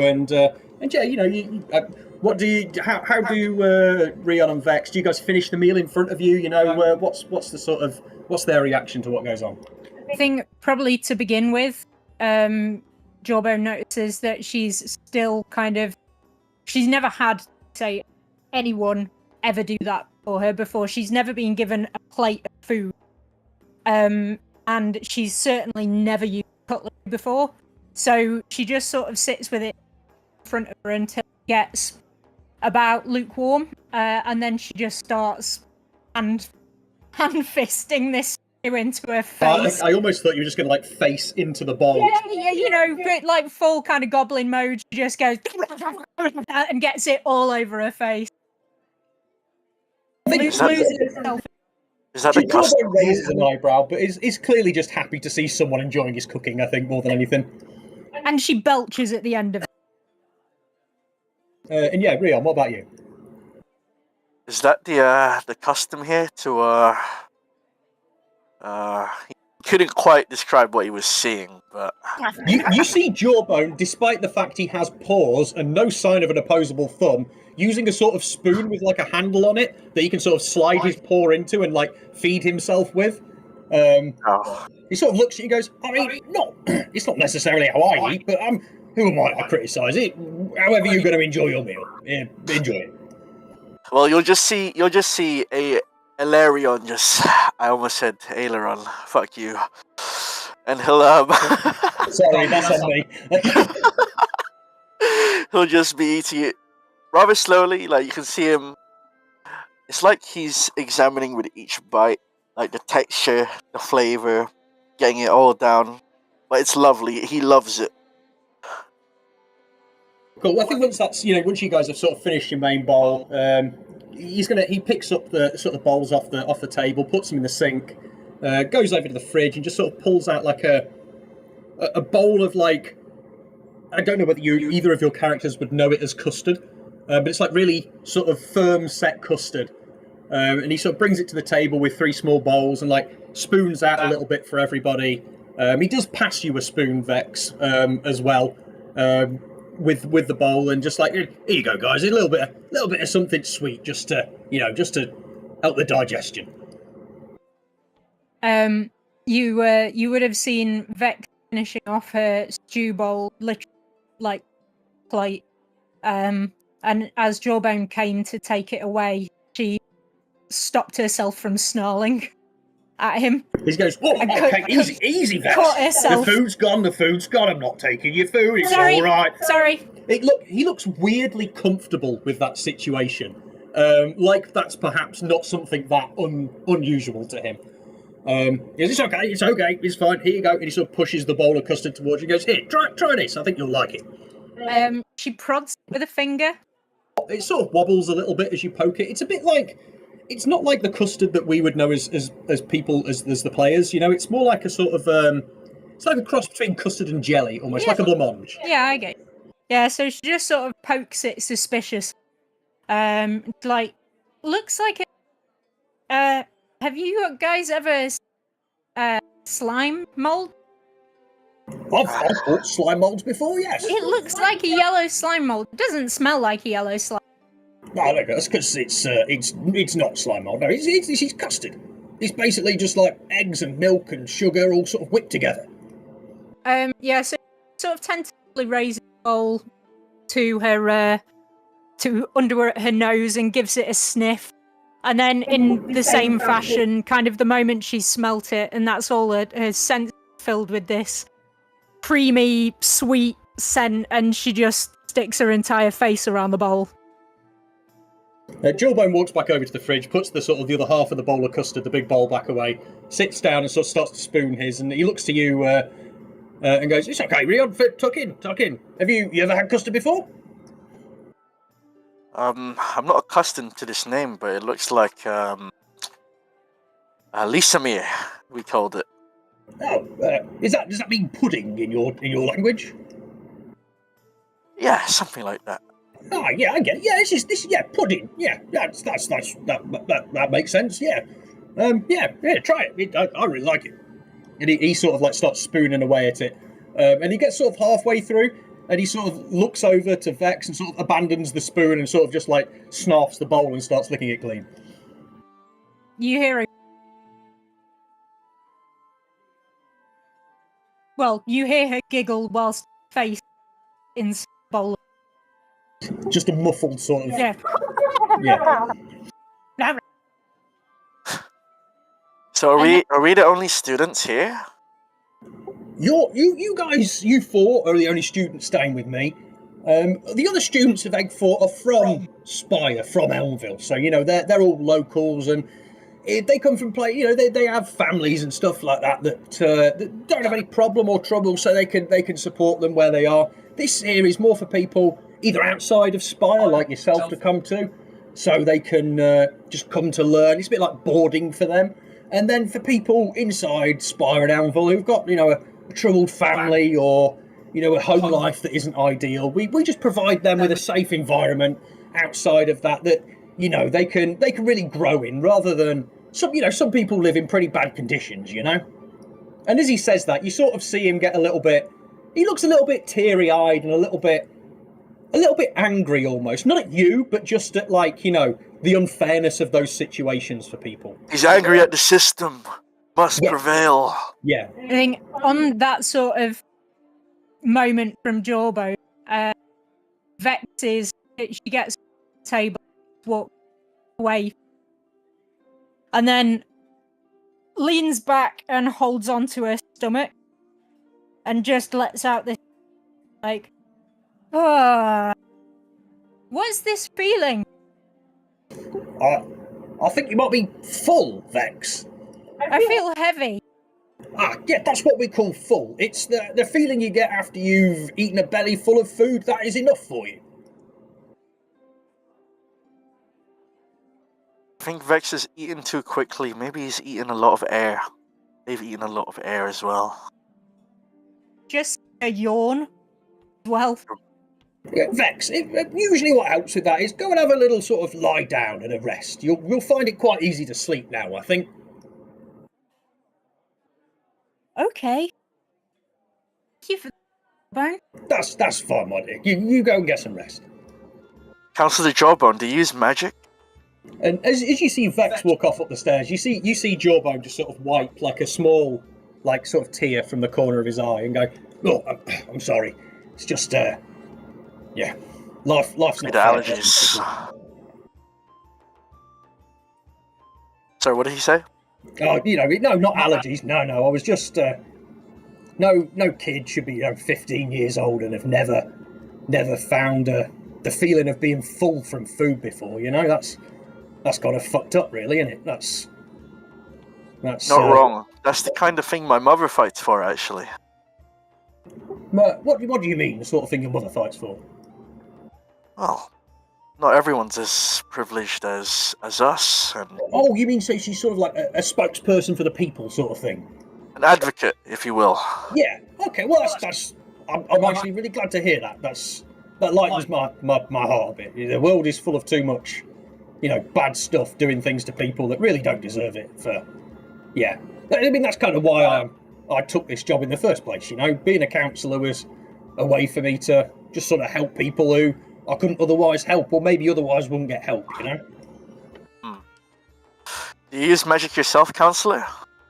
I have a little bit of magic, a little bit. It's mostly for me, sort of like things to help people either heal or, relax and that sort of stuff. It's not, I don't have, what you call offensive magic, like these big attack spells that, the powerful wizards can do and that sort of thing. I'm just sort of innately a little bit magic, It's just sort of part of who I am. I see. What about yourself? Are you proficient with magic? I dabble. My father doesn't really like me to use magic that much, but my mother encourages it, and I see to it that she's happy.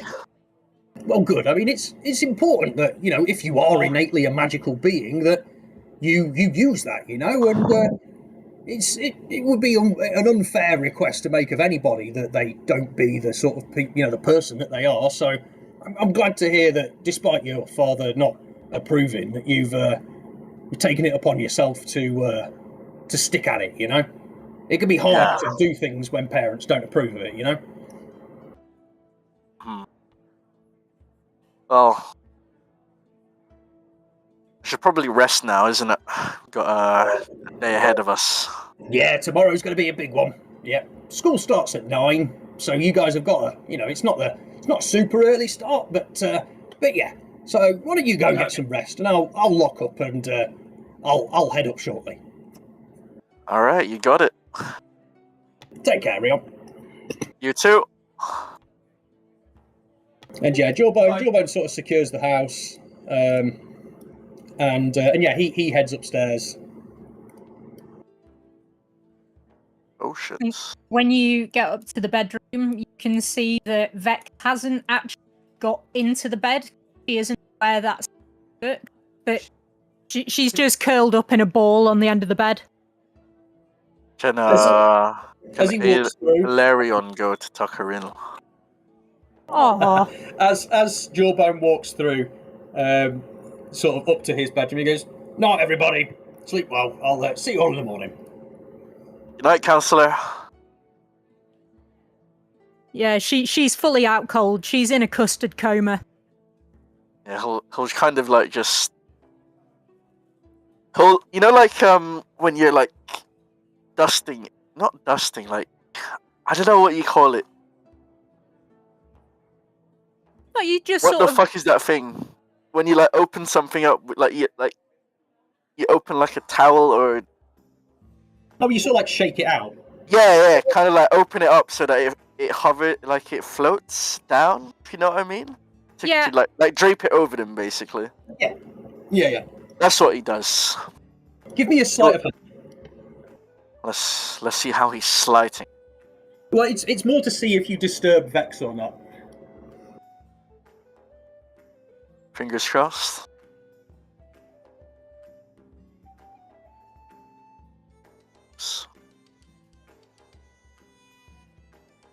I got a 14. Yeah, you managed to sort of do that all without disturbing Vex. you hear her just very gently mutter "celery" in her. Oh god, she can smell me.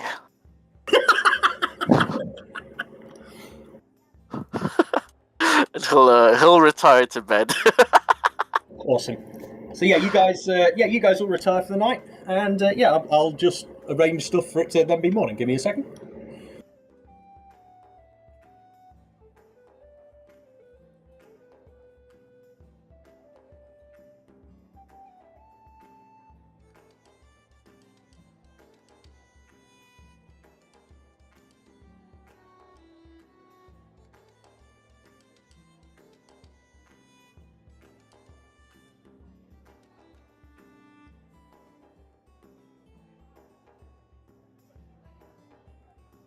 So morning comes around. You guys are all sort of woken up by the sound of Jawbone going, "Morning, guys! Rise and shine time. Got about an hour before you've got to get to the school. So I'll head down, cook up some breakfast for you. Come down and get some food, yeah?" Vex absolutely shit herself. What the fuck? Jawbone doesn't stand around long enough to see any of that. He literally says it as he's walking down the stairs. Not literally shits her pants. I mean, she is startled by the noise because in fact she's never slept in a building. She's never slept with strangers or anything like that. In fact, guard to fall and allowed her to sleep in this situation absolutely terrified her. So whilst everyone else is still in bed, she just gets up and runs downstairs. As she runs downstairs, you just see Hilarion kind of just rummaging through his chest and wardrobe to get ready. Yeah, that noise wakes up Buck. He just sort of stretches, going, "Ow, oh man, yeah, it wasn't a bad sleep, really." Morning, Buck. Oh, Kind of see Hilarion already like fully dressed, like he's ready. Well, you work fast, man. You got a whole outfit for the day there. Yes, this is part of my wardrobe. It's some snazzy ties, man. Yeah, you wear ties? I've never managed to. The whole casual thing's more my thing. Smart doesn't really suit me, you know. Well, it can be constricting sometimes, so I do know what you mean. Yeah, I enjoy the freedom of just like, you know, loose fitting sort of cotton stuff. Well, if you need a hand with it, just let me know. I appreciate it, man. And he looks over to where Thad is asleep. What happens with Thad there, Beer, when Jawbone comes down?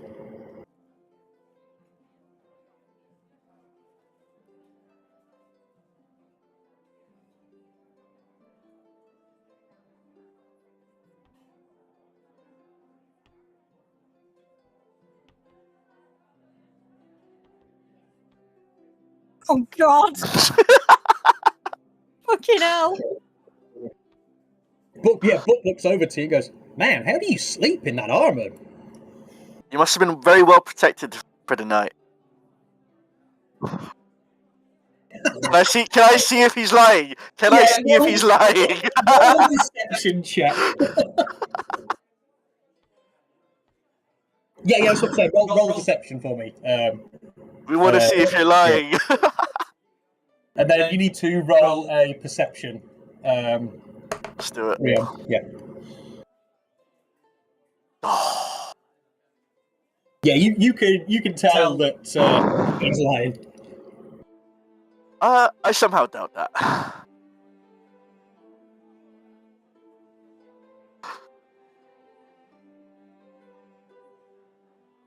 Book got a nat 20. His perception. He doesn't say anything, but he just sort of like raises an eyebrow and like shrugs and walks downstairs as well. He was kind of hoping. Ilaria was kind of just hoping to get a glimpse to see if they both agreed that he was lying. I don't You know that when you give him a look, you're like, I think Buck probably raised an eyebrow like and looked at you at the same time. and then Ilarion would have raised a brow too, kind of like in agreement. Yeah, and then Buck just sort of shrugs and like kind of like a well, what are we going to do about it? And then just walks off downstairs. Yeah, he'll follow along. As everyone gets downstairs, there is like the incredible smell of like fried bacon and eggs in the air. Vex is fully drooling. Yeah, Jawbone's over by the sort of the cooker. He's cooking stuff away there. There's like a mountain of pancakes, like bacon, eggs, and some sort of hash brown sort of stuff. And yeah, he brings it all out to the table with some little bottles of maple syrup and that. Puts it down and just goes, right, everybody, breakfast is served. Come and eat. Come and eat.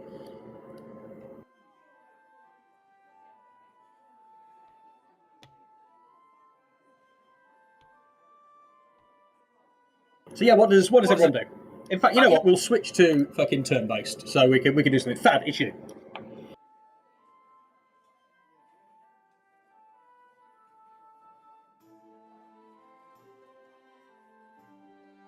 You there, babe? All good. Yeah. What do you want to do?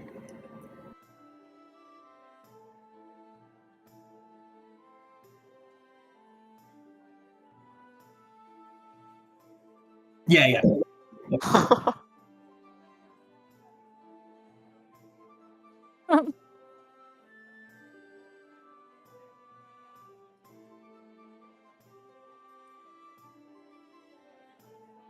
Do you?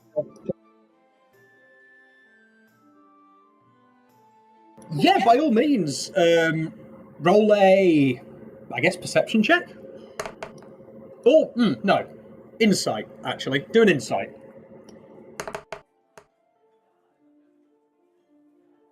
Yeah. You pick up that they probably knew you were lying about your back.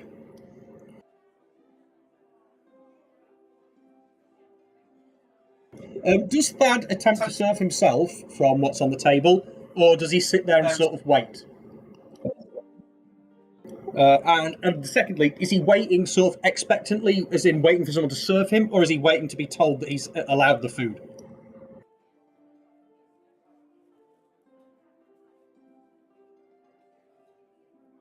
Okay, cool.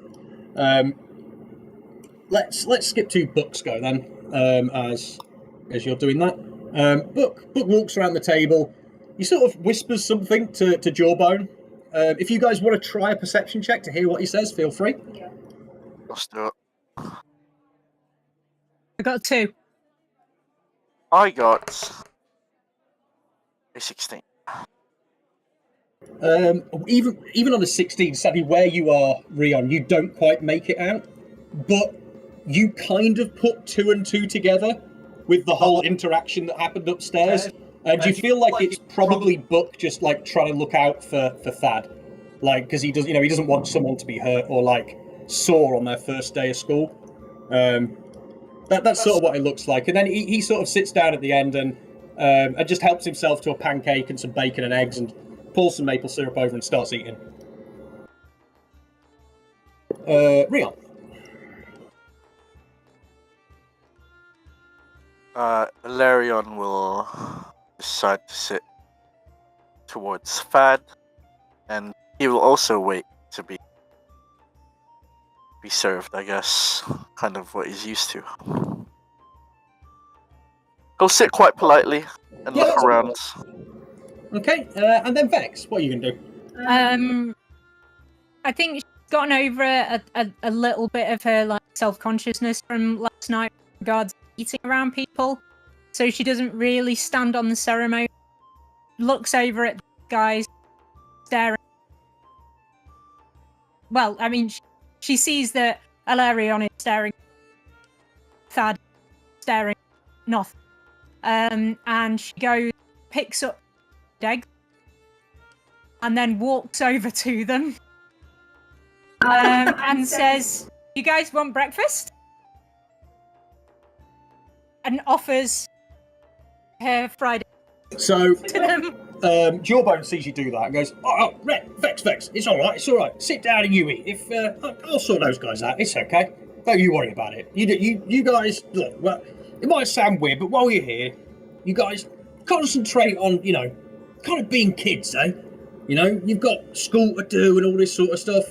A little bit of help around the house. Hey, look, I'll always appreciate it. That's wonderful if you want to do it. But that's kind of like that's what I'm here for. I'm sort of here as a caretaker of you guys and things like that. So it's okay. You don't have to fill the gap. Just sit down and get some food." And he wanders over to the edge of the table where you guys are and sort of looks to you both and goes, What do you guys want? Do you want a full load? Do you want some eggs and some bacon and pancakes, or do you just want one of them? And he's addressing Thad and Rion there. I'll have whatever Thad is having. Jawbone looks to you, Thad, and all the eggs I've got. As long as everybody... He goes, "Sure, no worries." And he piles a load of eggs onto your plate. He leaves a few for everyone else, but he gives you a big pile of them. Vex attempts to put the 2 eggs from her hands onto the same plate. Are you trying to do that sneakily, or... Yeah, sure. Roll me a sleight of hand. That's an incredible sleight of hand roll. 1 second. Right in front of you all. Yeah, Jawbone doesn't notice. And then if anyone else wants to roll a perception to notice that, feel free. Jawbone looks to you, Thad, and goes, "Thad, how'd you sleep?" As he's passing you a big plate of eggs, he passes you the plate with some cutlery and goes, "There you go. Yeah, how'd you sleep?"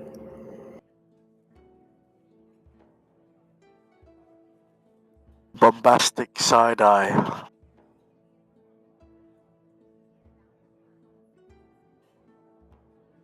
What did you roll for deception there? 12. Yeah. Jawbone sort of looks to you and goes, Are you sure about that? You look a little bit stiff. He goes, "I tell you what, here." And he passes you a small vial as well. And he goes, if you're feeling a bit under the weather, take that. It'll clear it right up for you. And then he looks to Rion and goes, "Right, Rion, what can I get you for breakfast? What are you having? You want a plate of eggs as well?" He'll fucking double down and say, "Sure." "Oh, okay, no problem. Yeah, no worries." And he gives you the sort of... He sees that everyone else... in fact, actually, 1 second. Vex is just eating, like, single slices of bacon. And, Yeah, he sees you eating bacon and then assumes that you must have eaten your eggs already. And so he sort of clears the rest of the eggs onto your plate, He goes, there you go, tuck in. You sure you don't want any pancakes or bacon with that?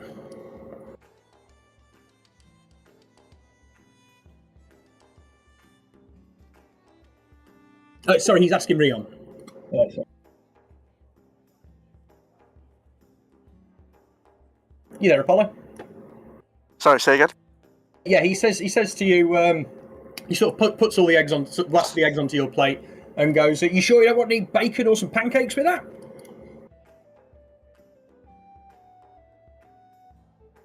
Let's roll for that shit. D20.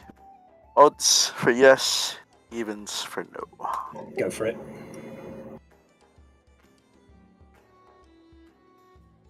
Yeah, I'll have a pancake and a bacon.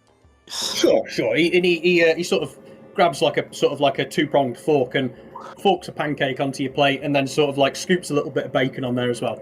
Goes, there you go, tuck in. You've got a full day ahead of you. You need some food. And then he sort of sits down at his place in the table, takes a pancake and some bacon, pours some maple syrup over it, starts eating himself. Goes, right then. Well, sort of around his food. Right, anything you guys want to know about today? Any questions you've got, about the school, or you all raring to go?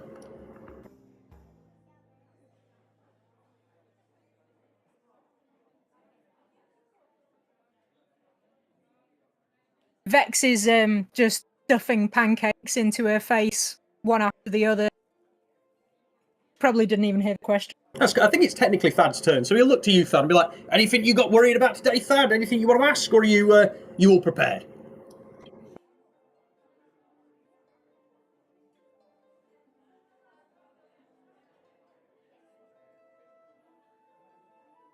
I'm glad to hear it. That's positive attitude's what I like to see.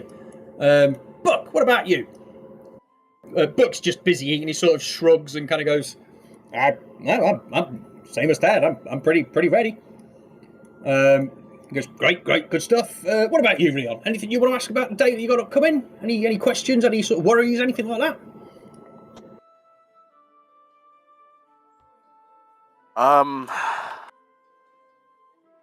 What subjects are we expected to know?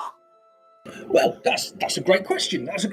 So, the subjects that you are expected to go to are simply just whatever class it is that you want to become an adventurer for, or a hero for. So, there's rogue classes, there's paladin classes, there's wizard classes, all that sort of stuff. So, it's mostly about you guys sort of deciding what it is you really want to go and learn, Do we get to choose? Absolutely, that is your choice. And when you get to the school, the other thing that you'll be asked to do is you'll be asked to split into what we call an adventuring party. So, in these parts, when we have a collection of groups of like heroes or adventurers and stuff like that, they kind of tend to band together, especially when you're learning the craft and the trade, and then you'll be given a task or a quest to go and complete for you to complete your school year or lesson. Is it dangerous, these tasks or quests? Oh, absolutely, yeah, you could die. Oh, has anyone? Do you know anyone that's died? Well, yeah, I mean, plenty of people have died, yeah, but it's not. So out here, I don't know what it's like where you're from, but out here, dying is not necessarily an immediate sort of death, if you will. We have wizards and clerics and people who are very powerful mage healers who will be able to revive you should you get taken down like that. So, as much as you'll, experience the sort of the full range of danger, as it were, you're never really at a full danger of expiring from this mortal plane, as it were. I see. Oh. Speaking around a mouthful of pancake, Vex managed to say, "Oh, well, that's good to know." Yeah. Well, Vex, have you got anything you want to know? Any more sort of questions you'd have about the school? Anything you want to sort of find out? Do we take food? No. Food will be provided at the school for you. There's a meal in the middle of the day there too. So whilst you're here, you'll get food in the morning with me. You'll get your breakfast. You go to school. You can go and get your lunch at lunchtime. And then when you come back at night, we'll have a nice dinner at night too. And what happens to that's left here now? I mean, if there's any leftovers, I tend to put it in the compost, to be honest with you. I can take it, so it's not waste. Well, it's not that it'll be wasted anyway. I'll break it down into nutrients and I feed it to the garden outside. So don't worry, Vex. It's not. I can tell that you've come from a place of maybe where there isn't a lot of stuff, or you've not had plenty of just plenty in general. I've got to kind of try and reassure you that here there's no need for that. You're not in a survival instinct place anymore. There's no need to fight for food. There's no need to steal to survive. Any of that here.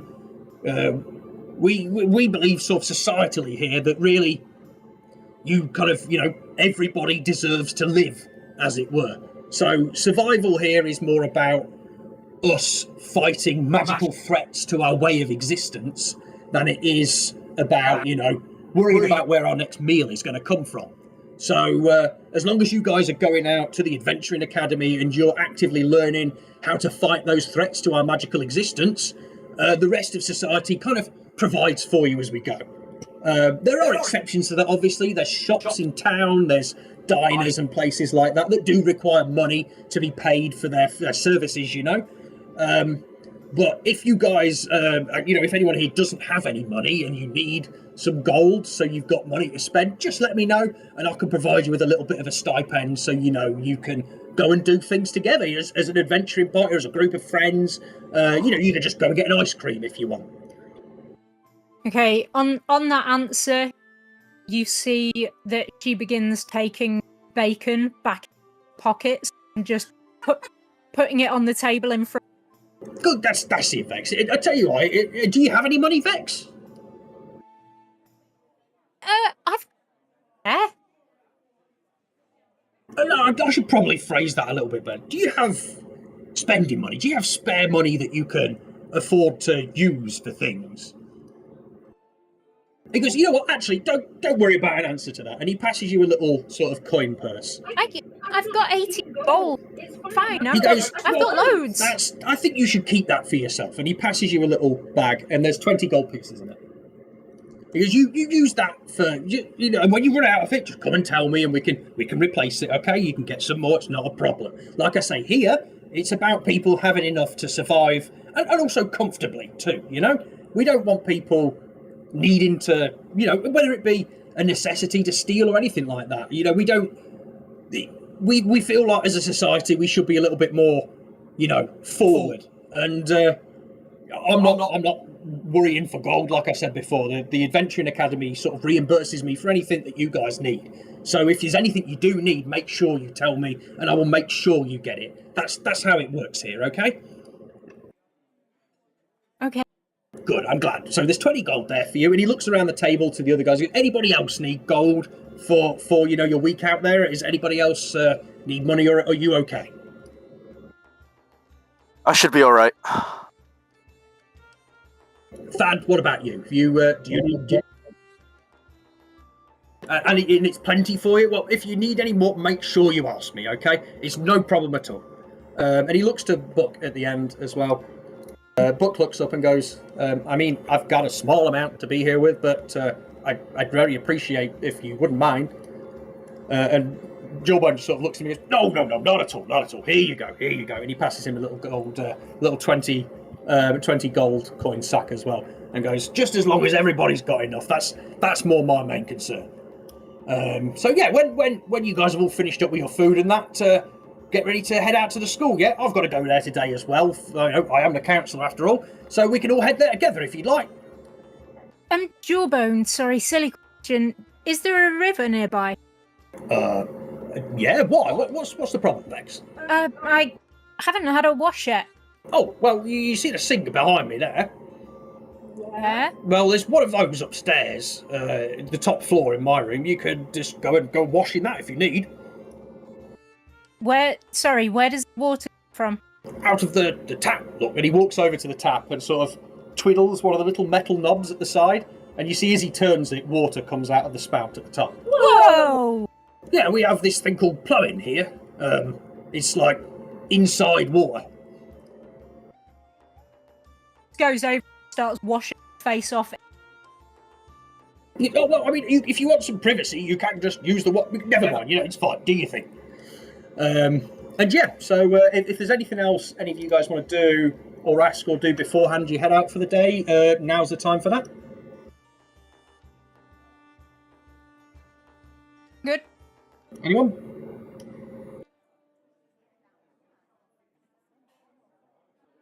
Yeah, cool. What about you, Rion?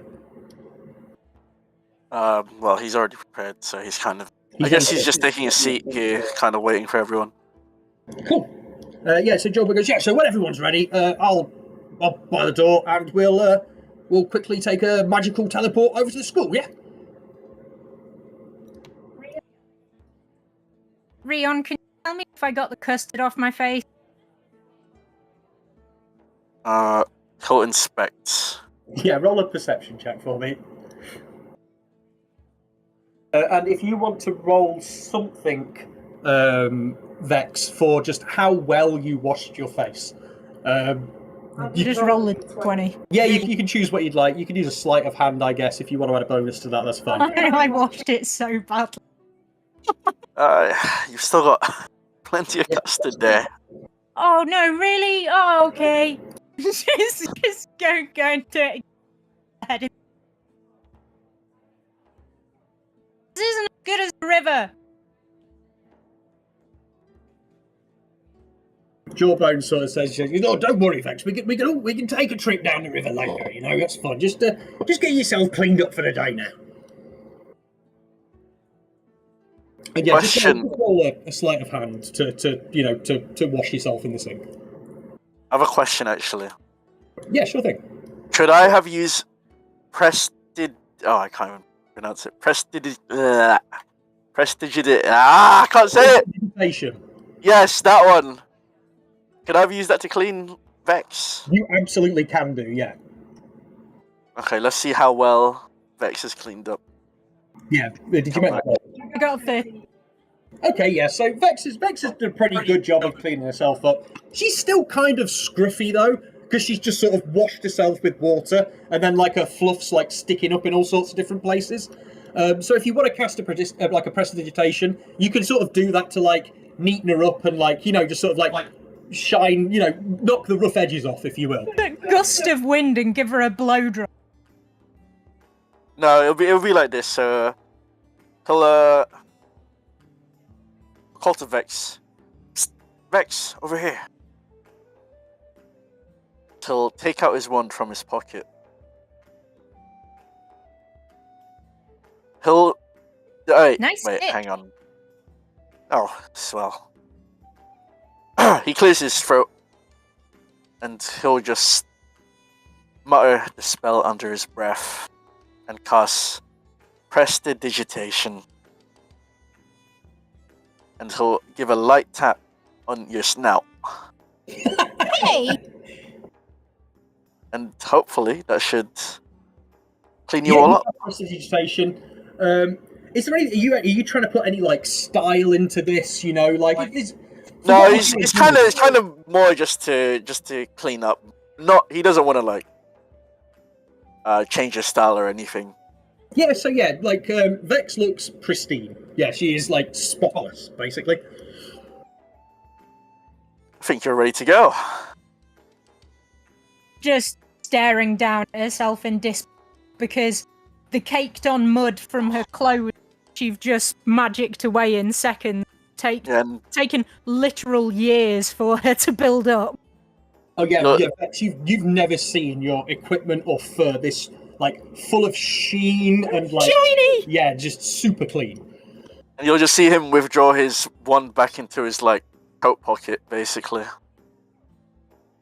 And yeah, Book wanders over, and he's like, "I'm ready to go when you guys are." Yeah, I'm ready to go when you guys are. What about you, Fad?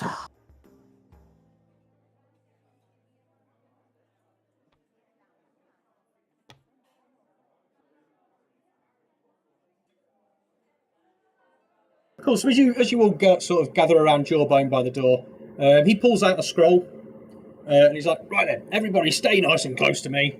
It's just a quick teleport away. And yeah, he hits. He does this, like, he reads this little incantation off the scroll, and you guys are all teleported.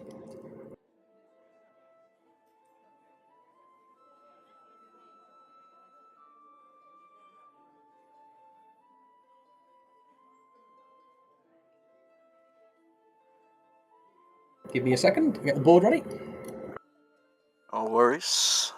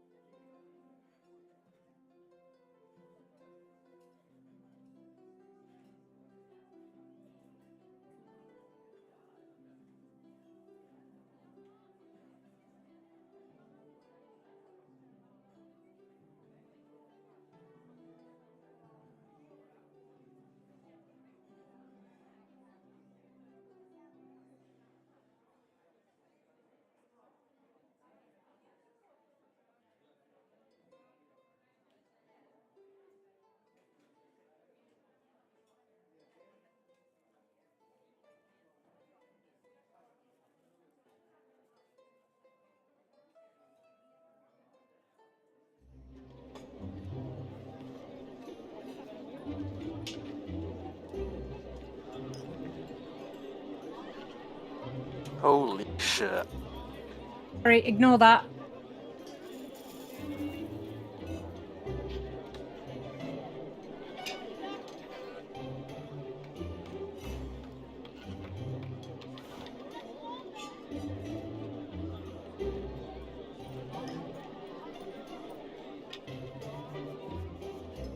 Okay, Jawbone casts that spell, and you guys all sort of, like, there's like a magical sort of swirl of light around you, and as it disappears, you are all outside this massive building.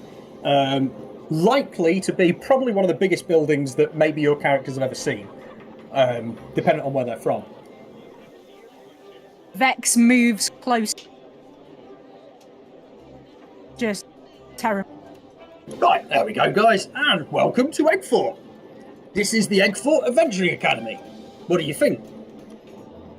It's much bigger than it looks on the books that I've seen. Yeah, it's pretty sizable, right? He goes, right, well, I'm going to let you guys sort of, let you mingle out here a bit before the school day begins. Probably got about 10-15 minutes before that is. And I better head in and, we don't do my job, eh? Any of you got any last questions or anything, you want to talk to me about before I go? Any worries, anything like that? Oh, where can we find you in school? I'll be in the counsellor's office. He's just gonna blink, kind of blankly, like he knows where that is. Don't worry. Well, there'll be an orientation. People will show you around the building, all sorts of stuff. Okay. Yeah, it'll be fine. Look, you all do great, okay? Little bit of time I've got to get to know you. I can tell you're all very strong, capable individuals. So, get out and have a day and you all smash it, all right? Okay. Like, Jawbone looks to you, Vex, and goes, hey, look, you'll be all right, okay? This is a good place. Vex, heal herself straight up here, and she takes a piece of bacon pocket that had left and offers it to them. Do you want some breakfast? I think they just they turn to look at you and go, I've already eaten, thanks. I'm good. Who are you? I'm Vex. Oh, no, nice to meet you. And you have to give me 1 second. I just need to bring my character list up.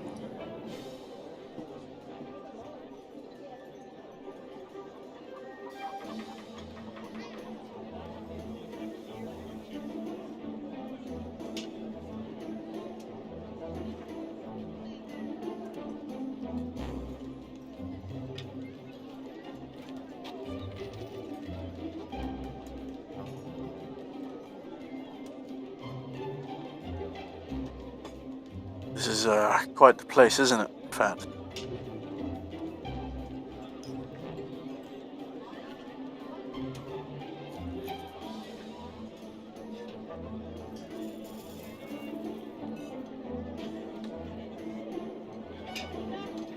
That's better.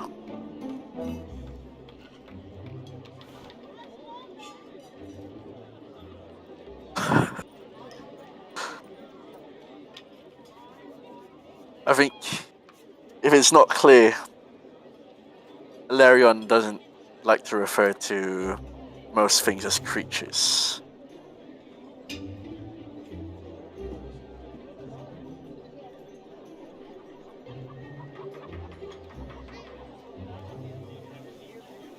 Oh, sorry, no, that was just insight, not actual, not something he's fucking said.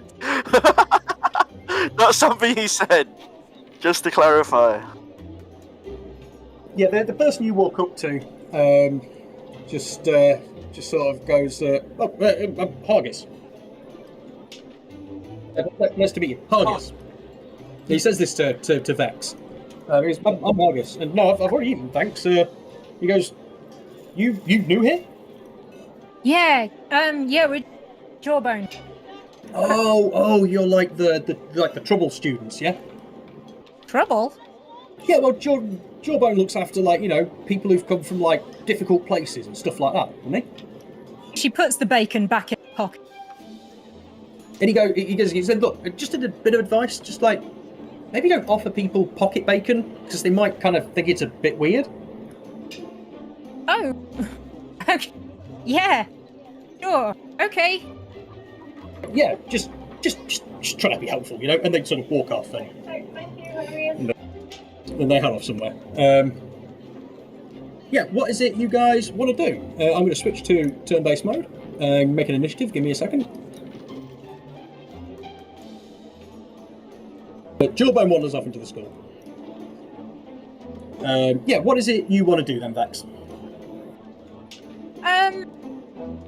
She's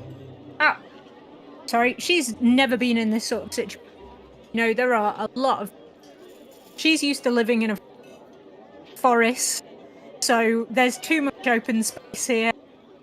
So I think I'm gonna stick with Ilarion. She feels that they have a kinship. Like, so what are you guys? What are we doing? Going inside? Anybody need any? Okay, we'll move to Ilarion. To your turn. What do you want to do?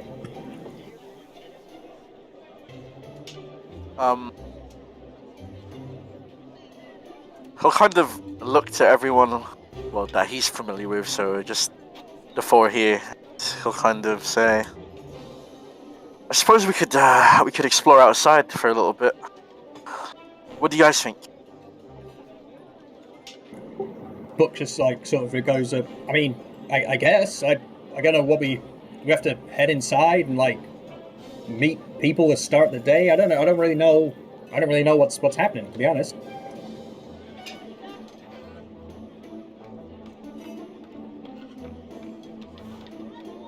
Oh, he didn't exactly say where that was. So as you guys are all sort of grouped up over here, like a group of of people sort of move over towards where you are. The hell? They're pretty boisterous, you know. They're like kind of jockish, like stuff going on, like pushing and shoving and all that. And like they're sort of just tussling and being daft and that sort of shit. And they push into they sort of push into the group of you as they're going. And one of them turns round and sort of goes, "Hey man, watch out! We're fucking doing stuff here."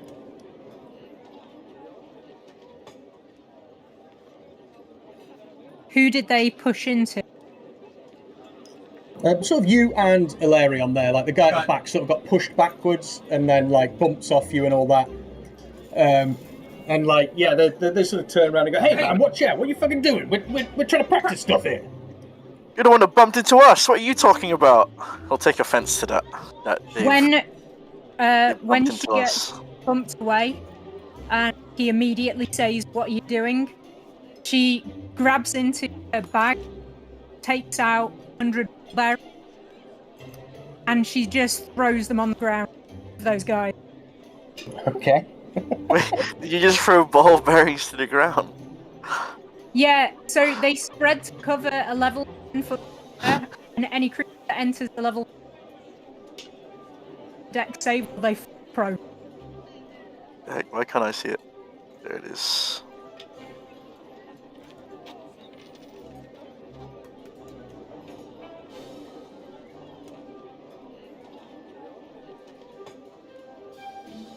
Oh, what are the tile sizes? Is tiles like 5 feet then? I don't know if we've established that.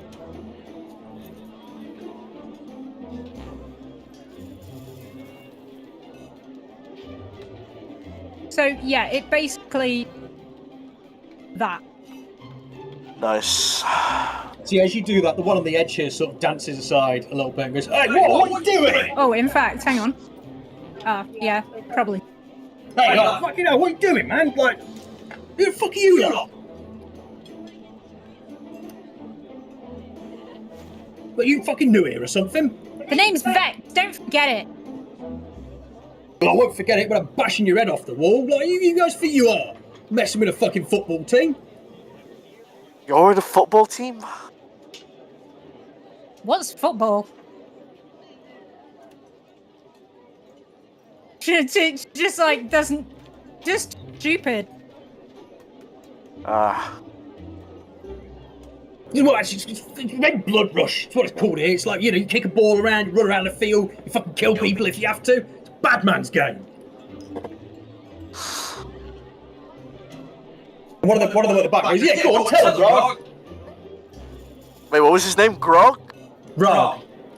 Grog. So Ilarion will just like, I grog up and down. It's like, thinks nothing. Just like, right. He goes, "What do you think you're looking at, little man?" And like sort of like walks up to you, like pushing his chest out, and like bumps into you. Give me a strength saving throw. Fuck!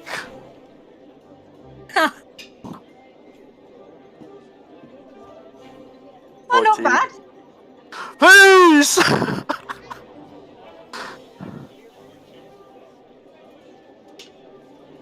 Yeah. Ooh! I mean, you can catch him for sure. You can stop him from hitting the ground if you give me an athletics or something,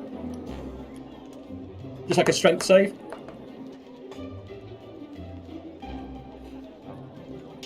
Yeah, that's cool. Alright. 14. 1 second.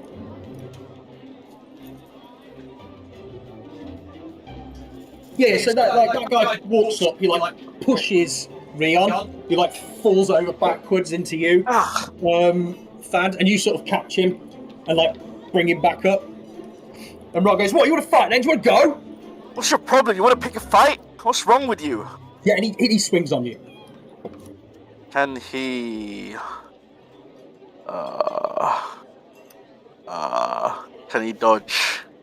Whilst Rog is berate Hilarion, and Vex throw a rope around his ankle.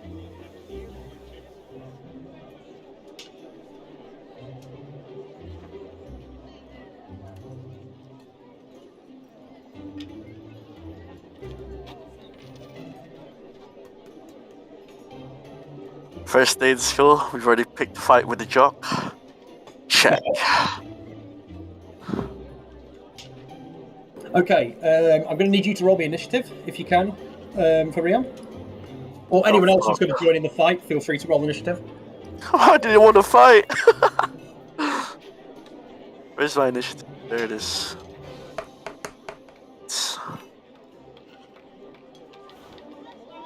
So yeah, he takes a swing on you. Oh my god, my AC is shocking. That's going to be 21 to hit you. That hits, unsurprisingly. Yeah, he straight up punches you straight in the face for 5 damage. And goes, yeah, fucking have that. You want to be smart with me? And you hear the guys in the back go, yeah, right, get him, go on.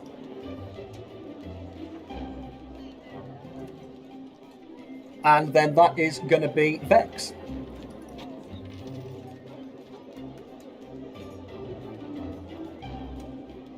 What do you want to do, Vex?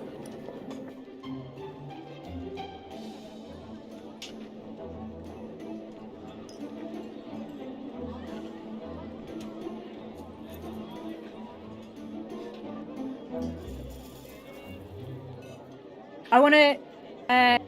Whilst you're on this subject, by the way, the 3 behind, what do they need to save to make sure they don't fall over if they try and move forward? For the ball bearings, yeah? It's only a DC dexterity.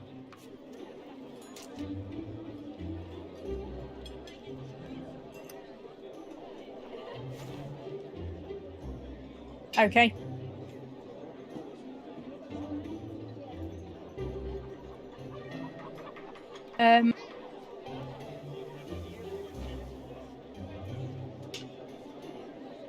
No.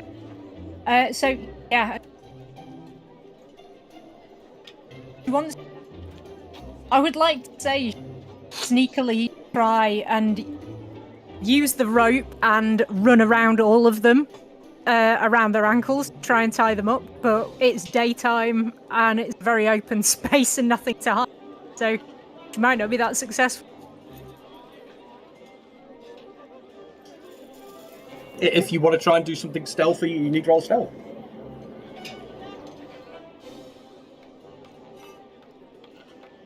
Nope.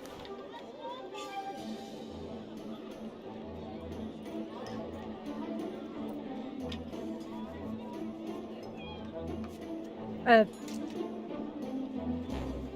mean, so what were you then going to do? Because you don't know that the stealth roll isn't successful, so you're still going to do the thing you were going to do. That's just how stealthily it's going to be. Yeah, she takes the rope out of her, off her hip, and just with one loop, sort of tries to throw it around Rod, and catch the other side of it, that she can basically trip it. And she roll a is sleight of hand for that. shouting, "Leave Hilarion alone!"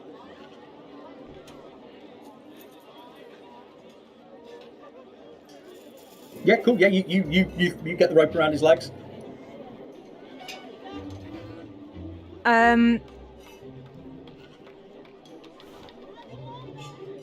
I mean, yeah. I think that's probably the end of your action economy. Though. Yeah, that's you got the rope that's around his it. legs. It's the end of your go. Hilarion, what are you going to do?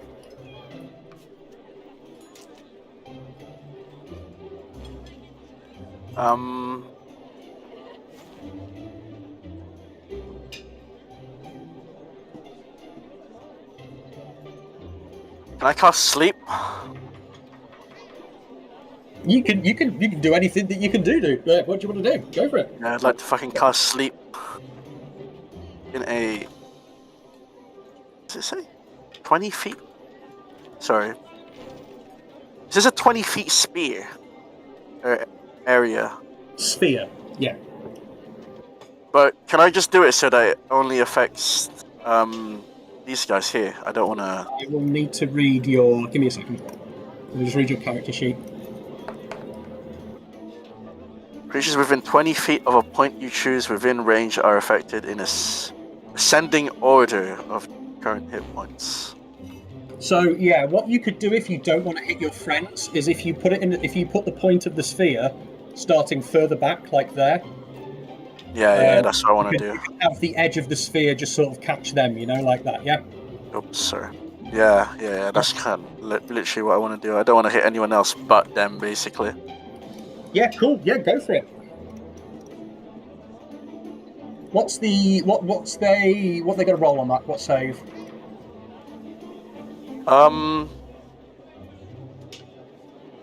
Is this? Wait, I actually don't know because I think I need to do a 5d8, and the total is how many hit points the spell can affect. Yeah, that's cool. Yep. So roll your 5d8 then.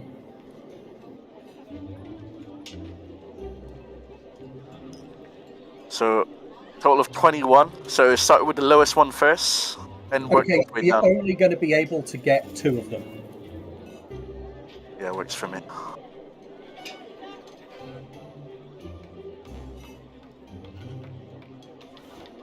Who is going to sleep?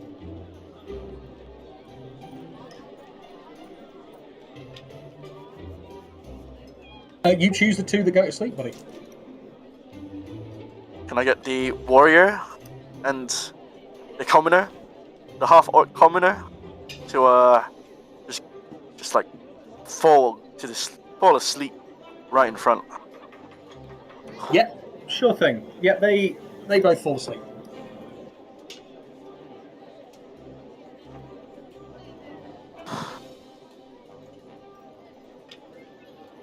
So uncivilized.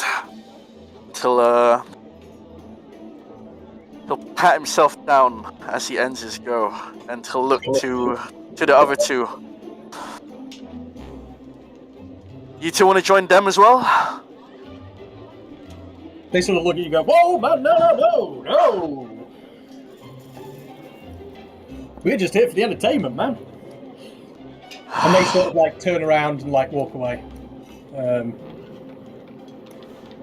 I'm just going to roll a saving throw for them to see if they fall over on those ball bearings as they go.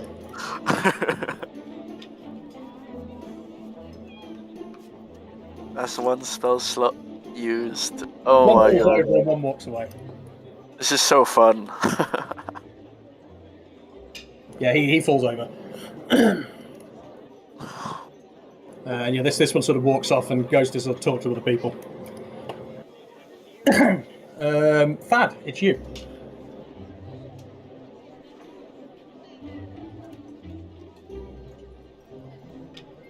Yeah, sure. He's like just roll an investigation, I guess, or a perception. It's pretty low DC. So is he kind of like just looting in an open area? Is that what I'm gonna be seeing? Oh, you're just inspecting? Yeah, this guy's got like some sort of like he's not actually wearing like armor. So you don't think he's like a warrior per se. But like he's carrying a sword and stuff, and like he's got like some sort of like pants on, and then like a sort of like crossband over his chest with like a knife in it. Yeah.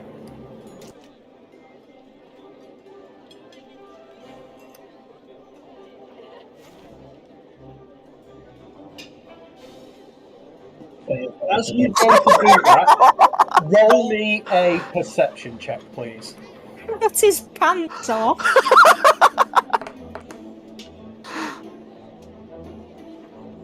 Oh my god.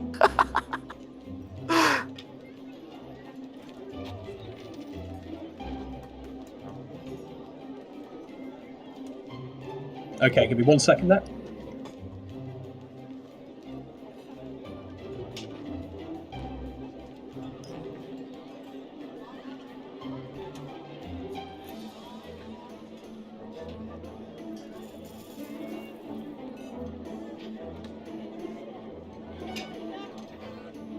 So as you go to do that, you hear a... Oh, excuse me. And as you look up, you sort of see like a wizened-looking elf, like sort of balding up top.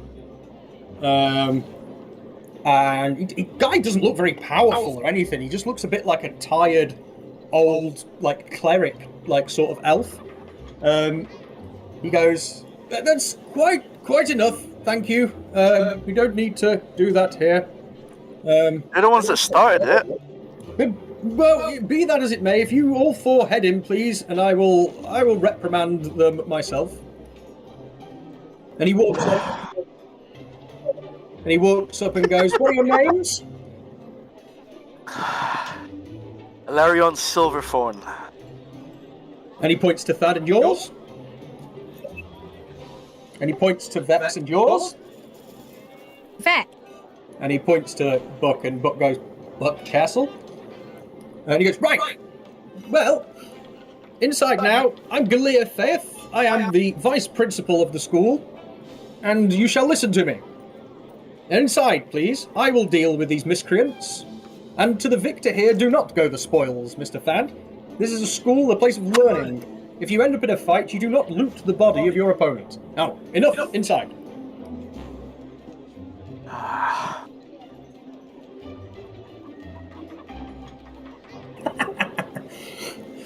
Can I cast prestidigitation on all my friends here just to clean them up after that kerfuffle? I'm pretty sure you can. Is it just a cantrip, prestidigitation? Yeah. You can basically cast that at will then. So yeah, you can cast that. Yeah. Vex gathers her rope back up and just Does it clean up the bloodied lip that I've got? Because he fucking hit me hard. It does clean your face up, however, it doesn't heal the damage. You don't look injured anymore, you just feel injured. Yeah, he'll kind of just cover and his... as you do that, Galia looks at you and goes, "Allow me." And he sort of casts some magic at you and you're healed back to full health. Thank you. He goes, now, I assume you four are new students here. Head inside to the assembly hall, please.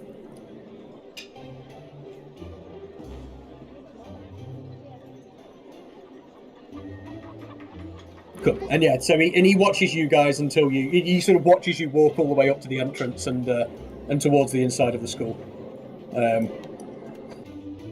Yeah, you all four head in. Oh, bunch of bastards, Fad.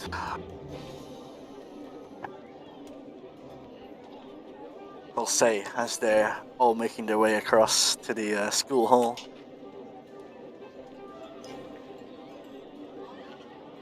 This place is huge.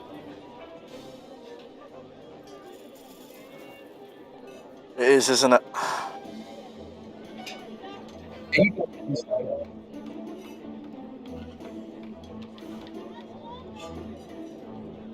Well, I mean, you can't just steal from someone broad daylight.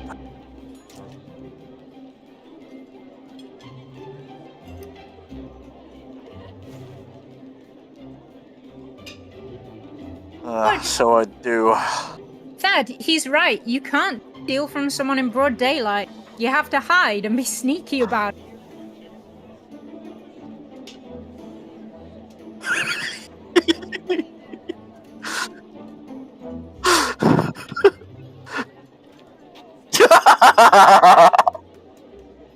Who said that? She tries to stamp on your foot.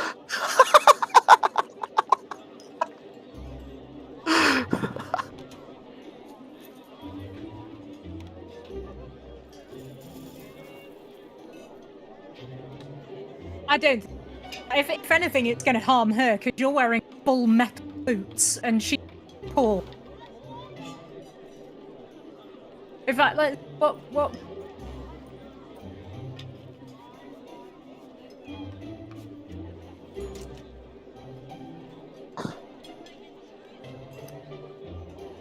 Yeah.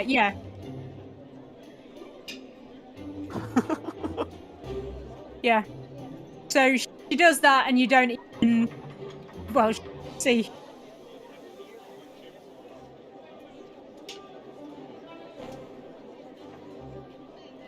Oh, sorry.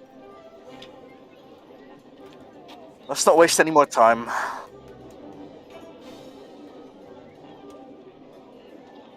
Was Well, tell you what, Fad.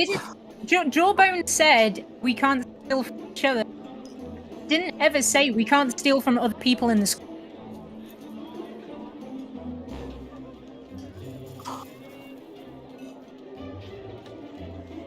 Good point. Point I taken. liked your thinking. Well, if anything, I could always, maybe I could send a letter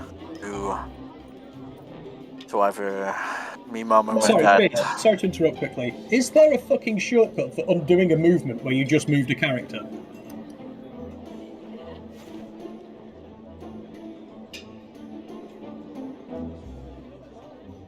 Ridsum, you're muted. Beard? Maybe he's gone. Yeah, he's muted. I've just moved some characters and I've lost them, yeah. My mouse went all fucking weird. Well, but at least they didn't go for you.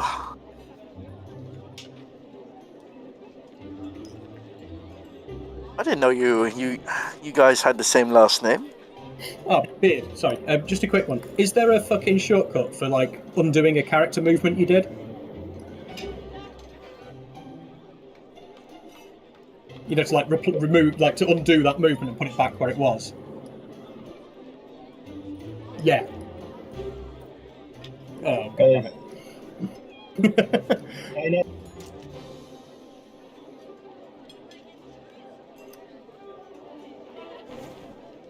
Yeah. Is there a way then to get a list of fucking tokens that you have on the map currently?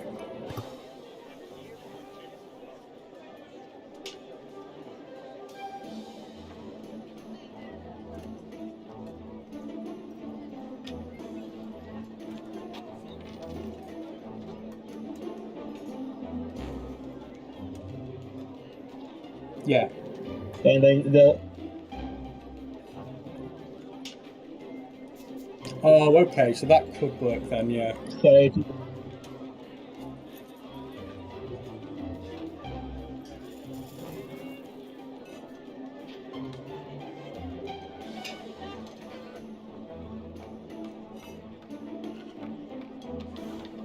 Yeah. Yeah, I'll do that shortly.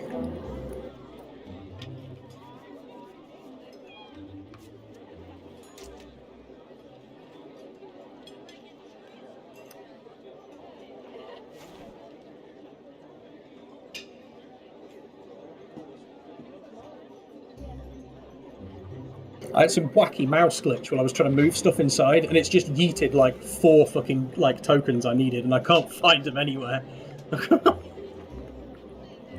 Isn't it good?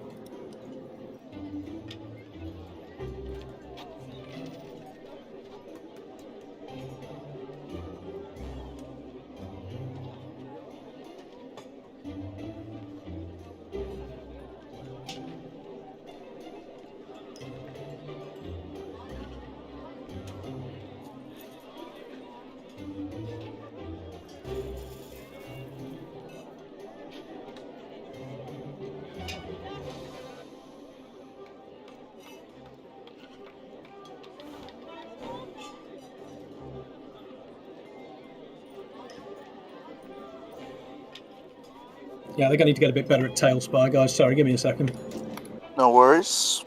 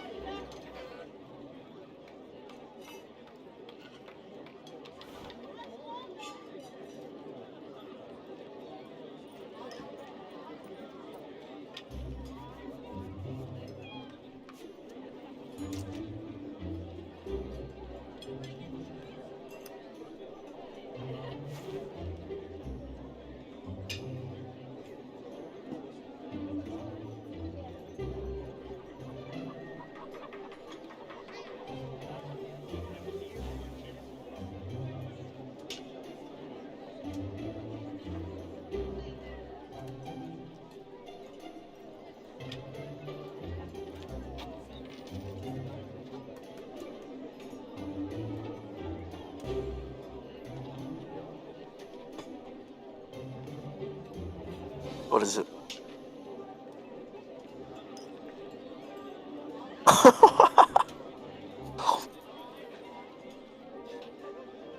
This is such a departure from Kairos. So Oh, it different. really is. I was gonna say when you said, "Oh, like being so primitive," whatever it was you said before, like this. So uncivilized. Yeah, such a juxtaposition from Kairos. I fucking love it. I've gone from one extreme to the other, basically. Character.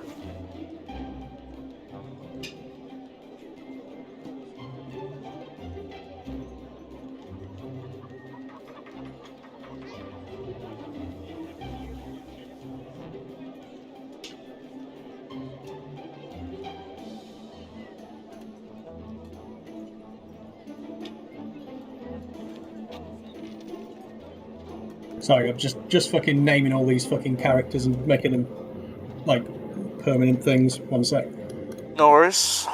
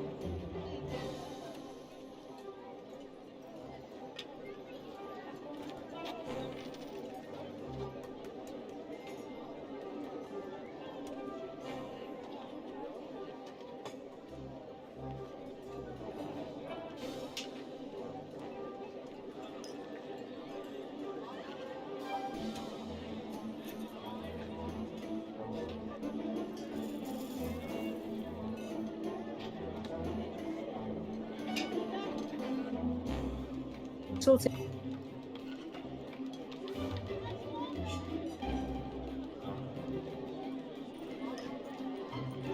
Is it? Yeah. Sorry? Sorry, just talking. Oh, whoops. My bad.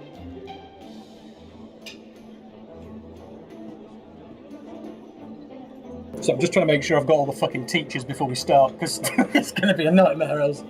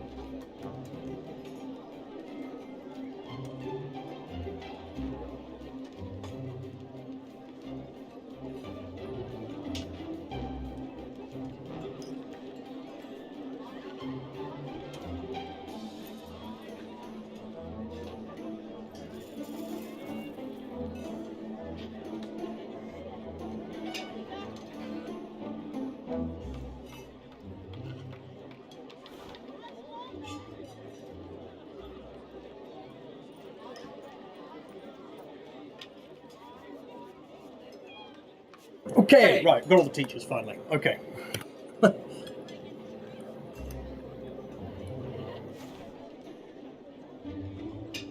Right, let me just give you some NPCs in here.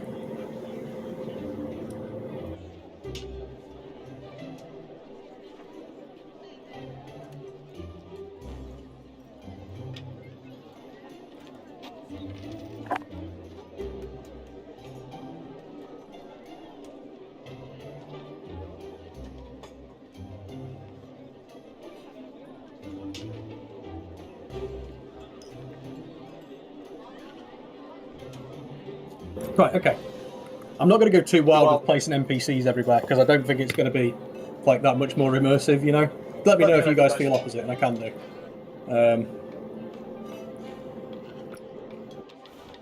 Right, yeah, you guys are inside of the school. What do you want to do?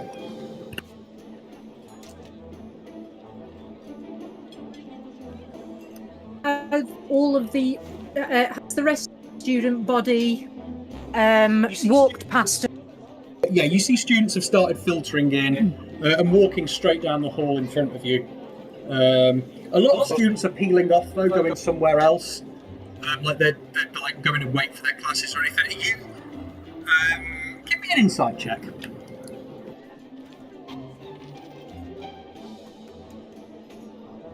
Nat 1. Yeah, you're not sure what's going on. Yeah, that figures. But you see a lot of people heading straight down the hall in a straight line towards somewhere where there's a bit of noise coming from. That's all you notice. Thad, I believe it's your go.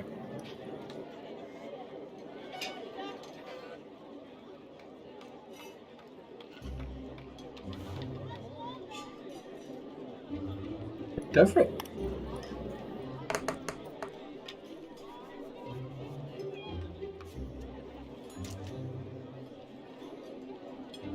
Yeah, you figure that probably like people who've already been coming here know where they're going and what they're doing, and whatever's going on straight down the hall is probably like for new people, you know, so they can go and find out what they need to do.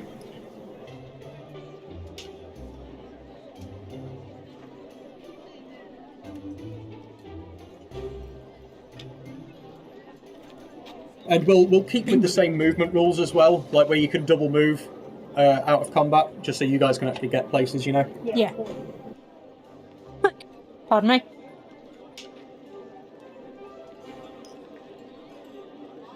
Yeah, Vex really admires confidence. So the fact that Thad just said, it's this way, and starts marching off, she's like, okay, hell yeah, let's go.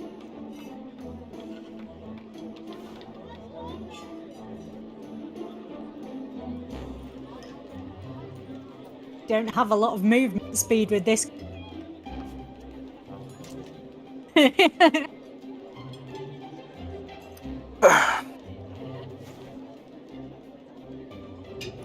then yeah, it's going to be Book next. He just sort of like watches, listens to you, Thad, sort of like nods and like follows you. He has got 60 feet he can do. And then it's going to be Vex. Yeah, Vex scurries along as far as, which is. And then Ilarion. Let's get a move on. Okay, cool. So what I'll do is I'll move. I'll skip like this bit. You all walk down towards the hall.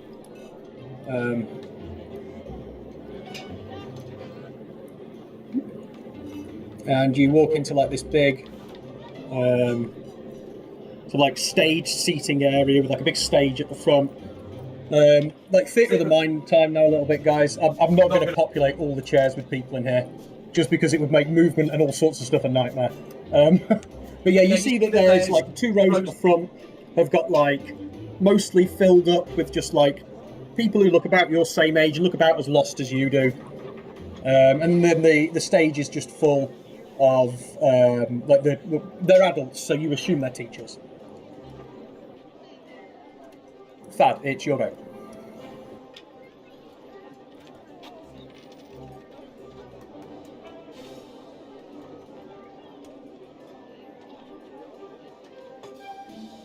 Yeah, all of the back rows from the second row backwards are empty. So it's just the first 2 rows that are kind of full. So anywhere back from there, you can sort of pick your thing, pick a place to go and sit.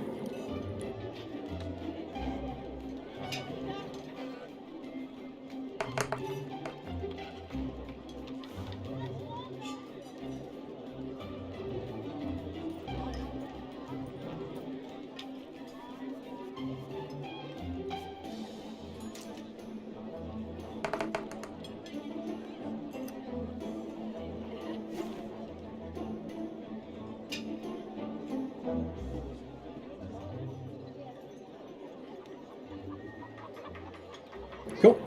Yeah, Buck just is just like aimlessly strolling along. He follows you into there and just sort of sits down in the seat next to you.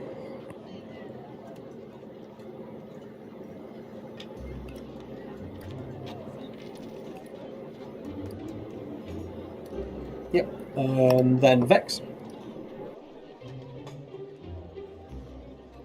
No. I'm not going to be too strict on that right now. I think, it's not like you're timed. It's fine.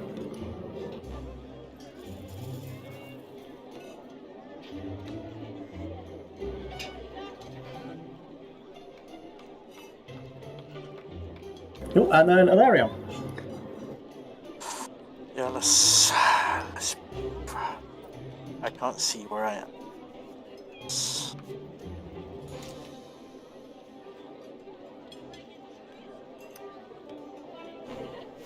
Okay, great stuff.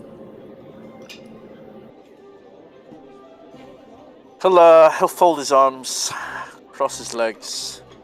It just reminds him of and he'll just play along. Vex sees him do that and copies him, but she sits cross-legged on the chairs because her feet are a couple of feet off the ground anyway. So yeah, as you guys sit down, you see like the guy in the middle of the stage, like this kind of weird wizened-looking like wizard dude with a purple hat on. Just looks around and goes, "Ah, yes, excellent. The last of who we were waiting for. Well, welcome everybody to Aguefort Adventuring Academy. This is the start of your school year. There are plenty here from across Spire and worlds and lands beyond that. And I just first of all would like to welcome you to the school.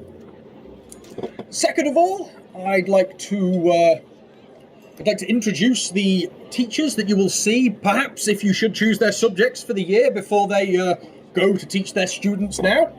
And they are across here, and I will go through them now. We have, starting on the left, Sandralyn Faith, your ranger teacher.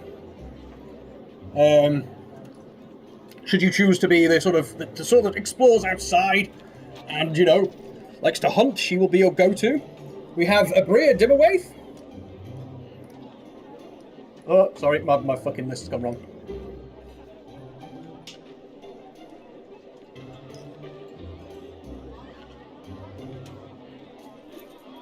She is our Director of Theatre here at Aguefort. We then have Corsica Jones, who is our Fighting class teacher. You will see next to her, Galia Faith, who is our Vice Principal. And I'm sure some of you may have already met. Next to him is Eugenia Shadow, our Rogue teacher. In the centre is Gorfalax the Insatiable. He is our sports teacher. He is the director of the Bloodlust team.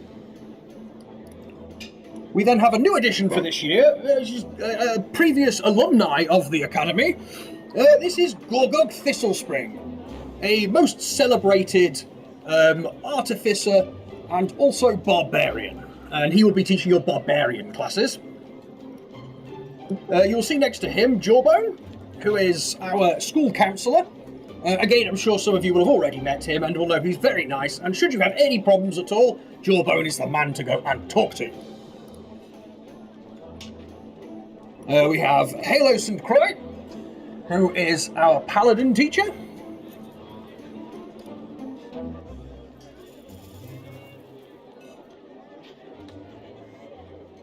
There is Alarion Fallowglade, who is our high druid and chaplain teacher. And on the end you see there is the school nurse, Fatima Al-Ayada. This is just a small selection. Not all of the teachers are here right now. Sadly, some of them are busy. This is just a selection of people you will get to know and how you become friendly with in your time here. Yes, I think so. How to get you started? Does anybody have any questions, I guess, for starters? Anybody? And he points out to and he sort of gestures out to the crowd in front of him.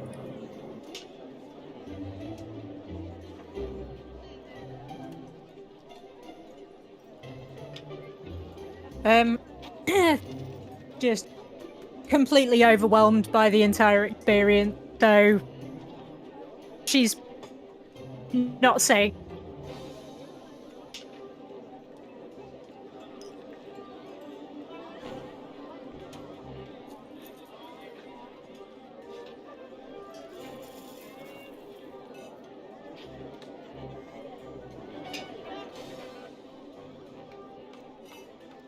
He goes, okay, no questions, well good, so I guess I will start with my sort of speech then.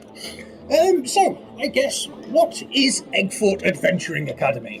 Well, it's where we train the next generation of adventurers to help protect Spire from threats. But what is an adventurer? What is an adventurer, hey? Well, I say it's one who goes on adventures, hey? An adventurer is a hero. And what is a hero? Well, a hero is someone with the strength of heart, the courage of spirit, and the might of will to go to strange lands and enact violence on things there. We go to places where there are things that must be destroyed, and we destroy them. Wandering from town to town, getting into trouble, meeting in flop houses and taverns, getting into scrapes with the law, and otherwise finding ourselves engaged in all sorts of tomfoolery and shenanigans. You know, some violent, some fatal. Yes, fatal. The hero is a violent wanderer who enacts their will bloodily and with strange magics upon the world. But does a hero truly stand alone? Oh, no, my friends. The strength of the hero is the strength of the party. And what is a party? A gathering of friends, perhaps with some alcoholic beverages and fun music? Ha ha! A jape for all of you. No, a party is a group that comes together to embellish each other's strengths and eradicate each other's weaknesses. A party is composed of those who have sworn themselves to each other to make themselves greater than the sum of their parts. Perhaps we have flaws within us. Perhaps we don't cast magic, and we need someone who can cast magic to help us when we need magic. Or perhaps we're very tough, and we can sustain a lot of injuries, but we need somebody who is very good at hurting people there with us as well. Perhaps we need a sneaky person to sneak. Not always, sometimes we don't need that, but occasionally, in circumstances where you do need one, you really damned need one. With traps and all the things like that, you know? And that is the meaning of party. And party is the meaning of hero. And never forget, all of you. Oh, that's bad. Now, never forget that the greatest magic of all is chronomancy, the magic of time. Yes, welcome to your first year freshmen at the Aguefort Adventuring Academy. And with that, he disappears in a puff of purple smoke. That Gurry, because she's just about to offer him a piece of pocket bacon.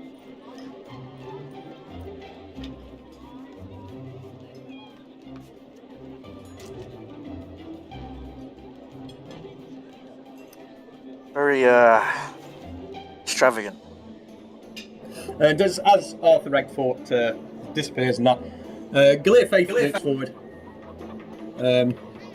and goes, well, yes, what Professor Aguefort meant to say is, I guess, yes, welcome, and yes, so before you really go any much further with what it is you need to do here, we need you to arrange yourselves into groups of heroes, of a party, in a way that hopefully, you know, boosts and helps each other out. So please, quickly, if you could, organise yourselves into groups of 4, if you would.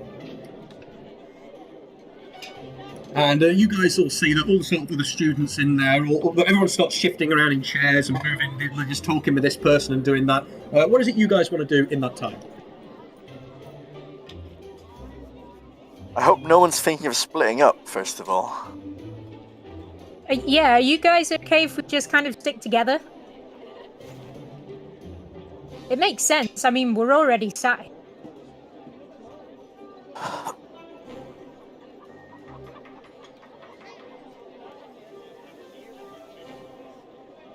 But you guys catch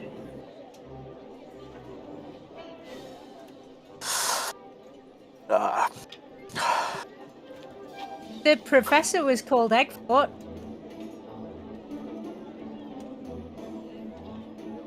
Yeah. The barbarian teacher was called Gorgug. I got that. That one right there, the vice principal, Skilliar Faith. That's the guy that stood us down. So as you guys are talking between yourselves like that, and everyone else is sort of formed into groups of 4, or in some cases 5. You know, if there was an extra person or whatever. And Galea looks up and goes, "Ah, splendid, excellent. I can see everybody is groups of 4. Well, say hello to your fellow party members. You will adventure together for the next year here at Aguefort. And sort of next, really, more than anything, will be." You should probably be handed a map so you know where you're going in the school, so you can find your lesson. And you will need to choose at least one discipline that you want to learn, be it ranger, paladin, barbarian, rogue, any of those things. Should you be struggling to choose, maybe see our counsellor, Mr. Jawbone here. And yes, I hope you enjoy your times here. Well, yes, I think that's everything then. I will hand you a map on the way out of the auditorium at the top there, and I hope you enjoy your school.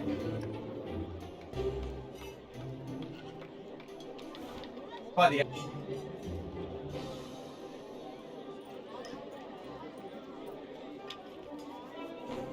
So yeah, he's going to stand at the top there, and then he will hand out sort of maps to people so they know where to go for what lessons.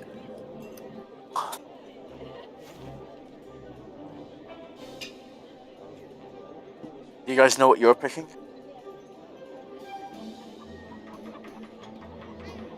Book kind of goes, yeah, I mean, I'm like I like to fight with my fists, so I guess I'll go and learn whoever does that. I mean, is that like I guess that's a monk, right?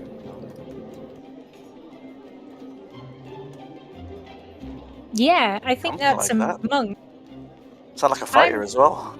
I'm gonna, I think pick rogue, because that's all I wanted to do really. Did they say the wizard, or was that professor? I don't know. There is both wizard and sorcerer classes. Sorcerer classes are for those who magic comes to naturally, who have innate magical power, and wizard is for those who learn magic from books.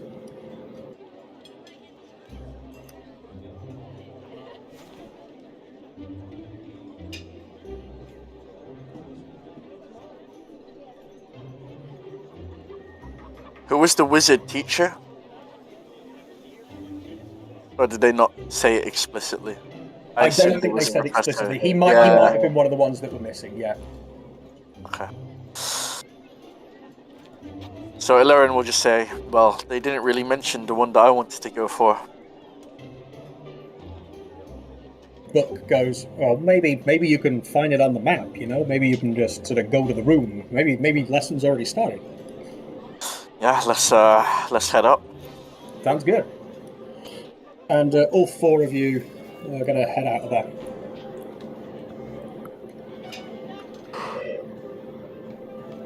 Really, Mouse? Really? Right, thank you. Jesus Christ. For some reason, because I've got my push to talk button on my mouse, for whatever reason, sometimes that messes the mouse up. And yeah, so as you guys all walk out, you get a map off Galea. so you know sort of where to get going to. And yeah, I think if it's okay with you guys, we'll call the session there. Yeah, sounds good. Sweet. Yeah. Well, I hope that was. I know it was a bit basic for a first session, but yeah, it was somewhat enjoyable. So when are we going again? That's what I want to know. I'm pretty much free whenever. I've got to do a little bit of prep for this tomorrow, but other than that, whenever you guys want to play next. Alright. Sweet. Yeah, sounds good. Yeah, thanks for that, Dan. That was good fun. Bit different, but good fun. That was very fun. I quite enjoyed that. Yeah. Yeah, good. Hopefully it'll get a little bit better as we play, because I'm still a bit rusty, so... Alright, I'll catch you guys in a bit. Take care. Yeah, thanks for playing, guys. Take